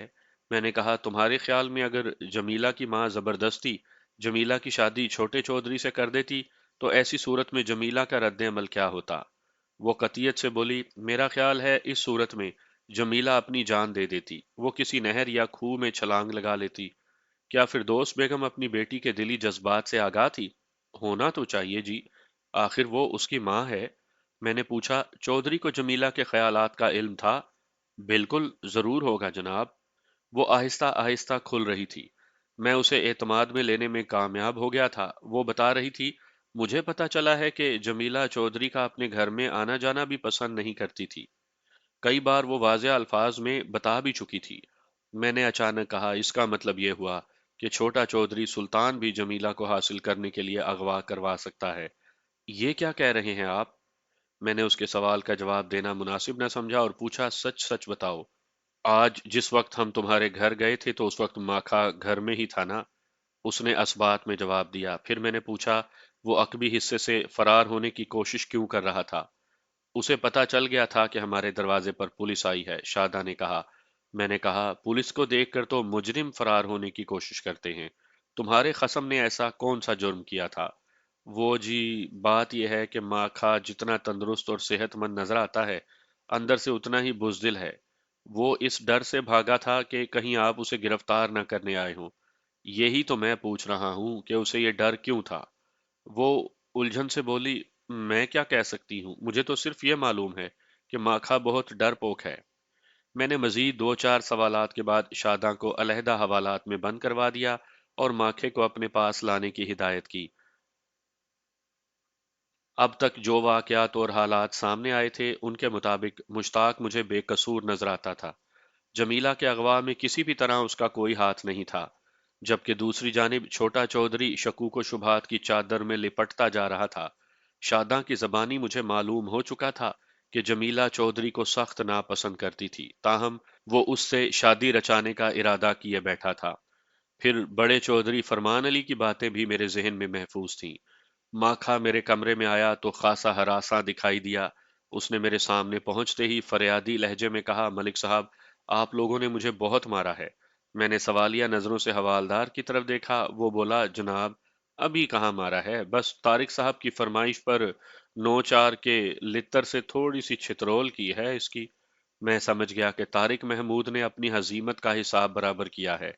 मैंने माखे से कहा, ओए बदबख्त, ये तो तुम्हें सलामी पेश की है, अगर इज्जत रास नहीं आई तो फिर कोई और बंदोबस्त करते हैं। वो थर थर कांपने लगा। शादा ने ठीक ही कहा था। हाथी जैसा डील डोल रखने वाला वो शख्स अपने सीने में बकरी का दिल रखता था, यानी बुजदिल था। मैंने सख्त लहजे में कहा, माखे, अगर तुम हमारी मेहमान नवाजी से बचना चाहते हो तो हमसे ताउन करो। मैं जो सवाल करूं उसका ठीक ठीक जवाब देना। वो जल्दी से बोला, जनाब, मैं जमीला के बारे में कुछ नहीं जानता। मैंने तो उसे देखा तक नहीं। मैंने उसकी तरफ हैरत से देखा और सवाल किया, तुमसे जमीला के बारे में किसने पूछा? वो गड़बड़ा गया। जी, वो जाहिर है आप जमीला का ही पूछेंगे। वो ही इतने दिन से पूरे पिंड वालों के लिए मुसीबत बनी हुई है। मैंने अभी हवालात में मुश्ताक को भी देखा है। क्या उसने जमीला को अगवा करने का इकरार कर लिया? वो जरूरत से कुछ ज्यादा ही बोल रहा था। ऐसे लोग बाज़ औक़ात तो मुफीद साबित होते हैं और अक्सर औक़ात अपनी बेरब्त और उलझी हुई बातों से तफ्तीश के रास्ते में रुकावट ही बनते हैं। मैंने कहा, जमीला का तो तुम गोली मारो। ये बताओ कि तुमने अपने घर से फरार होने की कोशिश क्यों की थी? वो जी, मैं पुलिस का जिक्र सुनकर परेशान हो गया था। पुलिस से परेशानी सिर्फ मुजरिमों को होती है। तुमने कौन सा जुर्म किया है? कोई नहीं सरकार, कोई नहीं, बस मुगालता हो गया था। मैंने पूछा, माखे, वकुआ के रोज जमीला तुम्हारी बीवी शादा के साथ कच्चे खूह की तरफ आती देखी गई थी। क्या तुमने भी उस रोज जमीला को देखा था? नहीं नहीं, मैंने नहीं देखा जनाब। क्यों? क्या उस रोज तुम्हारी आंखें फूट गई थी? नहीं जनाब, उस रोज तो मैं सुबह सुबह ही लाहौर चला गया था। जमीला को भी सुबह के वक्त ही देखा गया था। जनाब, मैं तो तड़के तड़के गांव से निकल गया था, माखे ने बताया। एक नई चीज सामने आ रही थी। मैंने उसे कड़े तेवरों से घूरा। 18 जून को तुमने जमीला को देखा तक नहीं? रब दी सौं जी, बिल्कुल नहीं। लाहौर तुम क्या लेने गए थे? ट्यूबवेल का कुछ सामान लाना था जी, उसने जवाब दिया। मैंने पूछा, मसलन कौन सा सामान? माखे ने बताया, मोटर के लिए नए पटे खरीदने थे। इसके अलावा चंद शाफ्ट्स और मोटर के बुश थे। तुमने मज़कूरा सामान लाहौर में कहाँ से खरीदा था? नवाब ट्रेडर से। उन्होंने सामान की कोई रसीद भी दी होगी? मैंने पूछा। बिल्कुल दी थी जनाब, वो जल्दी से बोला, और इत्तफाक से वो रसीद इस वक्त मेरे पास है। मुझे दिखाओ वो रसीद, मैंने कहा। माखे ने अपनी शलवार की जेब में से एक मुड़ा तोड़ा कागज निकाल कर मेरी जानिब बढ़ा दिया। मैंने उसे खोल कर देखा और बगौर उसका मुआयना किया। वो ब्रांडरथ रोड लाहौर में वाक़या नवाब ट्रेडर्स का कैश मेमू था, जिसके मुताबिक 2 जोड़ी नए पटे, ट्यूबवेल की मोटर के बुश, चंद शाफ्ट्स और दीगर छोटा मोटा सामान था। मैंने कैश मेमू पर दर्ज तारीख को देखा तो वहां 18 जून दर्ज थी। इसका मतलब था कि वाकई माखा वकुआ के रोज लाहौर गया था। मैंने कहा, माखे, मैं ये रसीद अपने पास रखता हूँ और तुम्हारे बयान की तस्दीक के लिए मैं एक पुलिस पार्टी को लाहौर भी रवाना करूंगा। उसके चेहरे पर एक रंग सा आकर गुजर गया। तुम लाहौर से वापस कब आए थे? उसी शाम आ गया था जनाब। क्या तुमने लाहौर में मुश्ताक को देखा था? ये सवाल मैंने रवादारी में पूछ लिया। वो हैरत से मेरी तरफ देखते हुए बोला, नहीं जी। क्या मुश्ताक भी उस रोज लाहौर गया था? हाँ, उसने तो यही बताया था और हमने उसके बयान की तस्दीक भी की है। मैंने कहा, जिस तरह तुम्हारे बयान की तस्दीक की जाएगी। मैंने महसूस किया कि मेरी बात सुनकर वो बेचैन हो गया था। उसकी आंखों से इज़्तिराब झलकने लगा। उसके चेहरे के तासुरात देखते हुए मैंने महसूस किया, और उसी रोज मैंने एएसआई बशीर को मज़कूरा कैश मेमू देकर लाहौर रवाना कर दिया। ये बात मैंने माखे को पता नहीं चलने दी थी। माखे को दोबारा हवालात में भेजने के बाद मैंने शादा को बुला लिया। उससे इस बात की तस्दीक जरूरी थी कि वकुआ के रोज माखा लाहौर गया था या नहीं। हालांकि माखे ने मुझे उस तारीख में खरीदारी की रसीद दिखा दी थी, ताहम मैं अपना इत्मीनान करना चाहता था। मैंने जब वही सवाल शादा से किया तो उसने बताया, जी हाँ, उस रोज माखा मुंह अंधेरे ही घर से निकल गया था। मैं थोड़ी देर तक शादा से मुख्तलिफ सवालात करता रहा, फिर उसे वापस भेज दिया। मैं अब तक के हालात को जहन में बिठाकर वाकयात की कड़ियां मिलाने लगा। काफी सोच विचार के बाद मुझे अंदाजा हुआ कि जमीला की बाजियाबी के सिलसिले में मुझे अब तक कोई नुमाया कामयाबी हासिल नहीं हुई थी। मेरा सारा शक छोटे चौधरी पर जाता था। मैंने फैसला किया कि अगले रोज मैं छोटे चौधरी को घेरने के लिए कोई जामिया लाया अमल तैयार करूंगा। इस फैसले के बाद मैं अपने सरकारी क्वार्टर में चला गया। दूसरी सुबह बड़ी हंगामा खेज थी। मैं थाने पहुंचा तो एक गर्मा गर्म खबर मेरी मुंतजिर थी। मैंने जिस एएसआई को नवाब ट्रेडर्स वाली रसीद देकर लाहौर रवाना किया था, वो रात को वापस आ गया था और अब बेचैनी से मेरा मुंतजिर था। मैंने फौरन उसे अपने पास बुलाया। वो पुरजोश लहजे में बोला, मलिक साहब, सारा मसला ही हल हो गया। जमीला की गुमशुदगी में मुझे तो माखे का हाथ दिखाई देता है। मैंने पूछा, तुम किस तरह ये बात कह सकते हो? क्या उसने इकबाल जुर्म किया है? मलिक साहब, इसे इकबाल जुर्म ही समझें। मैं लाहौर से बड़ी सनसनीखेज खबरें लाया हूँ। बशीर अहमद ने अपने बैग में से कुछ कागजात निकाल कर मेरी जानिब बढ़ाया। इन्हें देखें जनाब। मैंने वो कागजात देखे। एक तो वही रसीद थी जो मैंने उसे लाहौर देकर भेजा था। दूसरा कागज उसी रसीद की कार्बन कॉपी था। रसीद बुक में से जब कोई रसीद काट दी जाती है तो उस रसीद की कार्बन कॉपी रसीद बुक में महफूज रह जाती है, जो कि दुकान की सेल का रिकॉर्ड होता है। मैंने दोनों कागजात का जायजा लिया और पूछा, इससे क्या साबित करना चाहते हो? वो जोश भरे लहजे में बोला, जनाब, जरा आप इनकी तारीखें तो देखें। मैंने एएसआई के तवज्जो दिलाने पर तारीखों का जायजा लिया तो मुझे एक झटका लगा। सामान की रसीद पर तो 18 जून की तारीख दर्ज थी, लेकिन कार्बन कॉपी पर उसी महीने की 10 तारीख दर्ज थी। एएसआई ने तबसरा किया, जनाब, ये माखा बड़ा कारीगर बंदा है। आपने देखा इसका कारनामा? मैं बात की तह तक पहुंच गया था। मैंने कहा, वाकई देखने में तो बिल्कुल अहमक नजर आता है, मगर काम उसने बड़ी उस्तादी का किया है। 10 के सिफर को उसने बड़ी महारत से 8 में बदल दिया। अब आप क्या कहते हैं? एएसआई ने पूछा। मुझे यकीन है माखा जरूर जमीला के अगवा में मुलविस है। उस पर आप जरा सख्ती करें तो दूध का दूध और पानी का पानी हो जाएगा।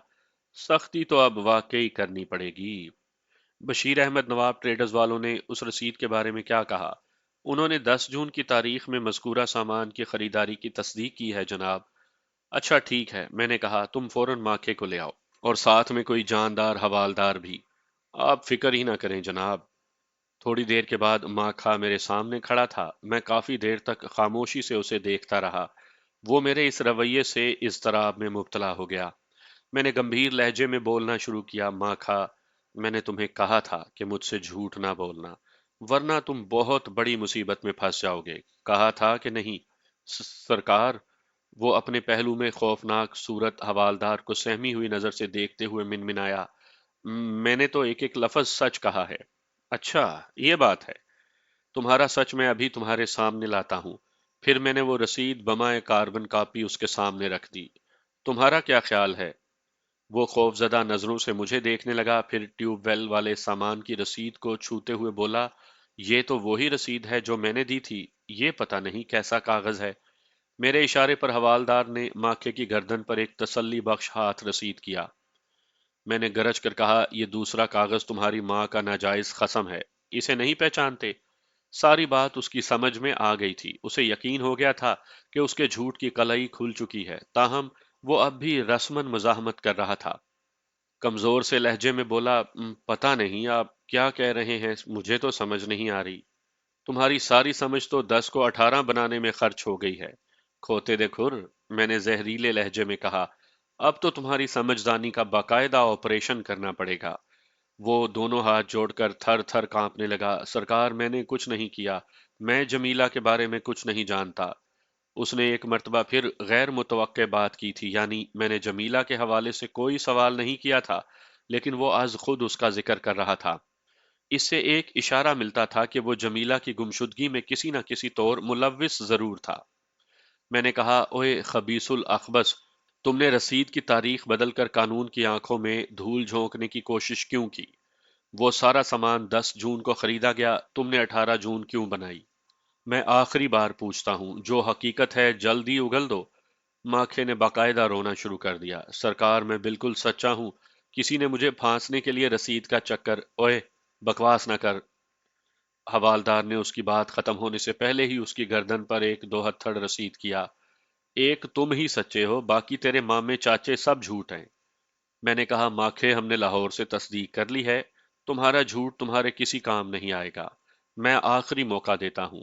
وہ میرے قدموں میں گر کر منت زاری کرنے لگا۔ میں نے پاؤں جھٹک کر اسے پیچھے ہٹا دیا۔ حوالدار نے کہا، ملک صاحب، لاتوں کے بھوت باتوں سے نہیں قائل ہوتے۔ میں نے کہا، اسے ٹرائل روم میں لے جاؤ اور 10 منٹ کے بعد لانا۔ میں چاہتا ہوں ٹوٹ پھوٹ کے بغیر ہی یہ سچ اگل دے۔ حوالدار ماکھے کو ساتھ لے گیا۔ یہ اتفاق تھا یا ماکھے کی آہوزاری کا اثر کہ اسی وقت چھوٹا چودھری سلطان علی تھانے میں آدھم کا۔ وہ دندناتا ہوا سیدھا میرے کمرے میں پہنچا اور اکھڑے ہوئے لہجے میں بولا، ملک صاحب، مجھے پتا چلا ہے کہ آپ کل میرے 2 بندے پکڑ لائے ہیں، میں گاؤں میں نہیں تھا، ورنہ آپ… چودھری کے رویے نے مجھے تاؤ دلا دیا۔ میں نے بھی سخت لہجے میں کہا، ورنہ تم کیا کر لیتے چودھری؟ میں نے تمہارے نہیں، خدا کے بندوں کو پکڑ کر حوالات میں بند کیا ہے۔ تم زیادہ اکڑ دکھانے کی کوشش نہ کرو ورنہ… اس مرتبہ میں نے جملہ ادھورا چھوڑ دیا۔ چودھری نے عجیب سی نظروں سے مجھے دیکھا اور بولا، مجھے پتا چلا ہے کہ آپ نے مشتاق کو بھی گرفتار کر لیا ہے۔ آپ کو چاہیے تھا کہ مشتاق سے جمیلہ برآمد کرواتے، الٹا آپ ماکھے اور اس کی بیوی شاداں پر ظلم و ستم توڑ رہے ہیں۔ میں نے کہا، مجھے کیا کرنا چاہیے اور کیا نہیں، یہ میں بخوبی جانتا ہوں۔ تمہاری اطلاع کے لیے اتنا بتاتا چلوں کہ جمیلہ تو اب میں نے ماکھے اور اس کے حمایتیوں سے ہی برآمد کروانی ہے۔ کیا مطلب ہے آپ کا؟ وقت آنے پر مطلب بھی سمجھ آ جائے گا۔ وہ بولا، ملک جی، آپ کو ماکھے اور شاداں کے بارے میں کوئی غلط فہمی ہے، آپ خام خواہ انہیں جمیلہ کے معاملے میں ملوث کر رہے ہیں۔ میں نے کہا، غلط فہمی مجھے نہیں بلکہ تمہیں ہے چودھری۔ کیسی غلط فہمی؟ اس کے لہجے میں حیرت تھی۔ تمہیں میرے بارے میں کوئی غلط فہمی ہے؟ میں نے اپنی بات کی وضاحت کی۔ میں نے ہمیشہ بے گناہ کو بچایا ہے اور مجرموں کو جیل کی سلاخوں کے پیچھے پہنچایا ہے، یہ بات ہمیشہ ذہن میں رکھنا۔ وہ اپنی چودراہٹ پر نازاں تھا، میری بات کا الٹا ہی مطلب سمجھا۔ مونچھوں کو تاؤ دیتے ہوئے بولا، آپ بھی یہ بات اپنے ذہن میں بٹھا لیں کہ ہم خاندانی چودھری ہیں، کوئی کمی نہیں، ہم سے ٹکر لینا بہت مہنگا پڑے گا۔ ہم عرصہ دراز سے اس خطے پر حکمرانی کر رہے ہیں اور آئندہ بھی انشاءاللہ ہمارا ہی راج ہوگا۔ آپ جیسے تھانے دار تو آتے جاتے رہتے ہیں، ہماری پہنچ بہت اوپر تک ہے۔ اللہ تعالیٰ کو غرور پسند نہیں چودھری، میں نے ضبط سے کام لیتے ہوئے کہا، اور یہ چودراہٹ کا روب ڈالنا کسی اور پر جا کر۔ اللہ کی لاٹھی بے آواز ہے، مجھے ڈر ہے کہ تمہیں کسی بے بس اور بے کس کی آہ نہ لگ جائے۔ میں اپنا اچھا اور برا خوب جانتا ہوں، آپ کی نصیحتوں کی مجھے ضرورت نہیں۔ صاف صاف بات کریں، ماکھے اور شاداں کو چھوڑنے کے لیے کتنے پیسے لیں گے؟ میں نے کہا، کیا تم واقعی انہیں چھڑانا چاہتے ہو؟ وہ سمجھا شاید میں اس کی دولت کے چکر میں آ گیا ہوں، جلدی سے بولا، ہاں، میں نے کوئی مذاق تو نہیں کیا۔ میں نے ٹھہرے ہوئے لہجے میں کہا، تو پھر تم کم از کم ماکھے کے لیے کسی بہت اونچے وکیل کا انتظام کرو۔ شاداں تو شاید بچ بھی جائے، لیکن ماکھا تو… میں نے دانستہ جملہ ادھورا چھوڑا۔ وہ اضطراری لہجے میں بولا، کیوں، ماکھے نے کیا جرم کیا ہے؟ بس آج کی رات کی بات ہے، کل صبح تک ماکھے کا جرم تمہاری نظر کے سامنے ہوگا۔ وہ حقارت سے مجھے دیکھتے ہوئے بولا، میں پولیس والوں کی پینترے بازیوں سے اچھی طرح واقف ہوں ملک جی۔ آپ لوگ بے گناہ لوگوں کو پکڑ کر تشدد کا نشانہ بناتے ہیں، اور مجرم آپ کی آنکھوں میں دھول جھونک کر خاموشی سے نکل جاتے ہیں۔ اب تک آپ نے جمیلہ کی بازیابی کے سلسلے میں کون سا تیر مار لیا؟ میں نے معتدل لہجے میں کہا، گناہگار اور بے گناہ کا فرق جاننا چاہتے ہو چودھری؟ وہ شاید میری بات سمجھ نہیں سکا، خاموشی سے دیکھنے لگا۔ میں نے کہا، سنو چودھری، جس ماکھے کو تم بے گناہ سمجھتے ہو، اس کا ایک کارنامہ اپنی آنکھوں سے دیکھ لو، پھر کوئی دوسری بات تم سے کروں گا۔ میں نے وہ دونوں رسیدیں چودھری کو بتائی اور پوری بات سنائی تو وہ حیران رہ گیا۔ میں نے سوال کیا، اب بتاؤ، تم نے اپنے ٹیوب ویل کا سامان کون سی تاریخ کو منگوایا تھا؟ اس پر حیرتوں کے پہاڑ ٹوٹ پڑے۔ بےتاب لہجے میں بولا، مجھے اچھی طرح یاد ہے، میں نے 10 تاریخ کو سامان منگوایا تھا۔ پھر ماکھے کو رسید پر تاریخ تبدیل کرنے کی ضرورت کیوں محسوس ہوئی؟ وہ کیا ثابت کرنا چاہتا تھا؟ یہی نہ کہ وہ 18 تاریخ کو پورا دن پنڈ سے غائب رہا تھا، اور اسی روز جمیلہ غائب ہوئی تھی۔ چودھری نے پیشانی مسلتے ہوئے کہا، اس بات کی طرف تو میرا دھیان ہی نہیں گیا، مجھے نہیں معلوم کہ ماکھا اس روز پورا دن کہاں تھا۔ میں جمیلہ کی گمشدگی کی وجہ سے پریشان تھا اور رپورٹ درج کروانے آپ کے پاس آیا تھا۔ میں نے کہا، میں نے شاداں سے تصدیق کی ہے، ماکھے نے اسے بھی یہی بتایا تھا۔ اگر اس نے ایسا کیا ہے تو سراسر جھوٹ بولا ہے، میں نے کہا، اور انسان اپنے کسی جرم کو چھپانے کے لیے جھوٹ بولتا ہی ہے۔ میں ابھی ماکھے سے پوچھتا ہوں۔ چودھری اٹھ کر کھڑا ہوا۔ میں نے کہا، چودھری صاحب، اس کی ضرورت نہیں، اب جو کچھ پوچھنا ہے ہم خود ہی پوچھیں گے، آپ کو زحمت کی ضرورت نہیں۔ وہ بولا، آپ کا کیا اندازہ ہے، جمیلہ کی گمشدگی میں ماکھے کا ہاتھ ہو سکتا ہے؟ سرے دست تو کچھ نہیں کہا جا سکتا، میں نے ٹالا۔ تفتیش جاری ہے۔ تھوڑی دیر کے بعد چودھری واپس چلا گیا۔ جانے سے پہلے وہ کریت کریت کر مجھ سے سوالات کرتا رہا، لیکن میں نے اس کی تشفی نہیں کی، کیونکہ ابھی میں خود کسی نتیجے پر نہیں پہنچا تھا۔ رات کو میں نے ماکھے کو حوالدار کے حوالے کیا اور اسے تاکید کر دی کہ صبح میں اس سے پوچھ تاچھ کروں گا، لہٰذا اسے اچھی طرح سمجھا دیا جائے کہ سچ کس طرح بولا جاتا ہے۔ حوالدار نے مجھے یقین دلا دیا کہ وہ یہ کام تسلی بخش طریقے سے کرے گا۔ اس کے بعد میں تھانے سے نکل کر اپنے کوارٹر میں آ گیا۔ دوسرے روز ماکھے نے اقبال جرم کر لیا۔ تھانے کی مہمان نوازی شاید اسے راس نہیں آئی تھی، پھر اسے چھوٹے چودھری کی آمد اور بیان کا بھی علم ہو چکا تھا۔ چودھری نے واضح الفاظ میں اس بات کی تردید کی تھی کہ اس نے 18 تاریخ کو ماکھے کو لاہور بھیجا تھا۔ جب ماکھے کو بچاؤ کا کوئی راستہ نظر نہیں آیا تو اس نے روتے ہوئے اپنے جرائم کا اقرار کر لیا۔ ماکھے نے جمیلہ کی آبرو ریزی کے بعد اسے قتل کر دیا تھا۔ ماکھے نے جو طویل ترین اقبالی بیان دیا، اس کے مطابق جمیلہ ماکھے کو بہت اچھی لگتی تھی، وہ دل ہی دل میں اسے چاہتا تھا، لیکن اس کی زبان میں اتنی ہمت نہیں تھی کہ اپنی چاہت کا اقرار کر سکے۔ وہ جمیلہ سے بات کرنے کا بہانہ ڈھونڈتا رہتا تھا، لیکن اسے ایسا کوئی موقع نہیں ملتا تھا۔ وقوعہ کے روز ماکھے نے جمیلہ اور شاداں کو ایک ساتھ گھر کی جانب آتے دیکھا تو وہ خوشی سے کھل اٹھا۔ اس کا خیال تھا کہ شاداں کے ساتھ جمیلہ بھی اس کے گھر میں آئے گی، لیکن اس وقت اس کی خوشی کافور ہو گئی جب جمیلہ کچے کھوہ سے واپس پلٹ گئی۔ ماکھا اس وقت ٹیوب ویل پر تھا۔ کچا کھوہ ٹیوب ویل اور ماکھے کے گھر کے درمیان واقع تھا۔ ماکھے نے دھیمے سے جمیلہ کے پیچھے چلنا شروع کر دیا۔ اس کے ذہن نے ایک فوری منصوبہ تیار کر لیا تھا۔ اس نے جمیلہ کے نزدیک جا کر کہا، جمیلہ، مشتاق تمہارا انتظار کر رہا ہے۔ کہاں؟ جمیلہ بوکھلا گئی۔ وہ تو شاید آج شاہدرہ چلا گیا ہے۔ وہ اس وقت ٹیوب ویل والے کمرے میں ہے۔ ماکھے نے بتایا، گھر سے وہ شہدرہ جانے کے لیے ہی نکلا تھا، لیکن پھر اس نے میری منت کی کہ میں تمہیں بلا لاؤں، بس وہ تم سے دو باتیں کر کے چلا جائے گا۔ جمیلہ تذبذب کا شکار ہو گئی۔ کیا واقعی مشتاق ٹیوب ویل والے کمرے میں انتظار کر رہا تھا؟ اس نے الجھتے ہوئے لہجے میں سوال بھی کیا۔ تم خود چل کر دیکھ لو، ماکھا بولا، لیکن جلدی کرو، اگر کسی نے دیکھ لیا تو معاملہ گڑبڑ ہو جائے گا۔ جمیلہ نے زیادہ سوچنا مناسب نہ سمجھا اور ماکھے کے ساتھ ٹیوب ویل کی طرف چل پڑی۔ وہ خود بھی مشتاق سے ملنے کی خواہش مند تھی، اس لیے اسے ماکھے کی بات پر یقین آ گیا تھا۔ ماکھے کے دل میں اس وقت تک کوئی برائی نہیں آئی تھی۔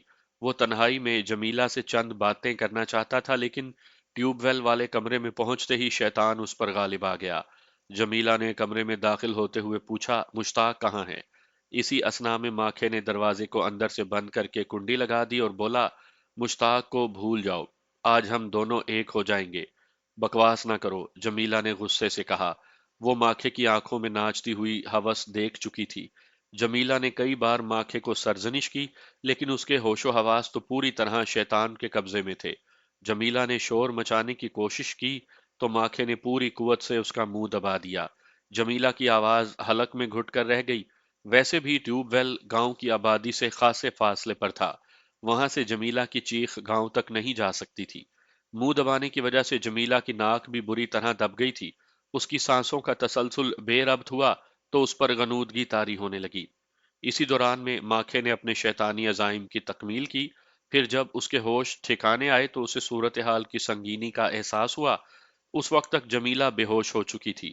ماکھے نے جمیلہ سے چھٹکارا حاصل کرنے کے لیے اسے ٹیوب ویل والے کمرے کا کچا فرش کھود کر اسے وہیں دبا دیا اور اوپر سے مٹی برابر کر دی۔ ان تمام واقعات سے وہ خاصا پریشان ہو گیا تھا۔ وہ سیدھا گھر آیا اور شاداں سے جھوٹ بولا کہ وہ چودھری صاحب کے کام سے لاہور جا رہا ہے، ٹیوب ویل کا ضروری سامان لانا ہے۔ اس نے شاداں کو ہدایت کی کہ وہ سب سے یہی کہے کہ وہ الصبح گھر سے نکل گیا تھا۔ شاداں نے جب اس کی وجہ پوچھی تو اس نے کہا کہ چودھری صاحب نے اسے صبح صبح ہی روانہ ہونے کو کہا تھا، اگر انہیں پتہ چل گیا کہ وہ تاخیر سے گیا ہے تو اس کی شامت آ جائے گی۔ شاداں نے شوہر کی خاطر یہ بے ضرر سا جھوٹ بولنے کی حامی بھر لی اور تاحال اسی جھوٹ پر جمی ہوئی تھی۔ اسی شام ماکھا لاہور سے واپس آ گیا۔ رسید پر تاریخ تبدیل کرنے کا خیال اسے بعد میں آیا تھا۔ اس کے دل میں چور تھا، اس لیے اس نے اپنی حفاظت کے خیال سے یہ چال چلی تھی تاکہ اگر کبھی قانون کی گرفت میں آ گیا تو جائے وقوع سے اپنی عدم موجودگی ظاہر کر سکے گا۔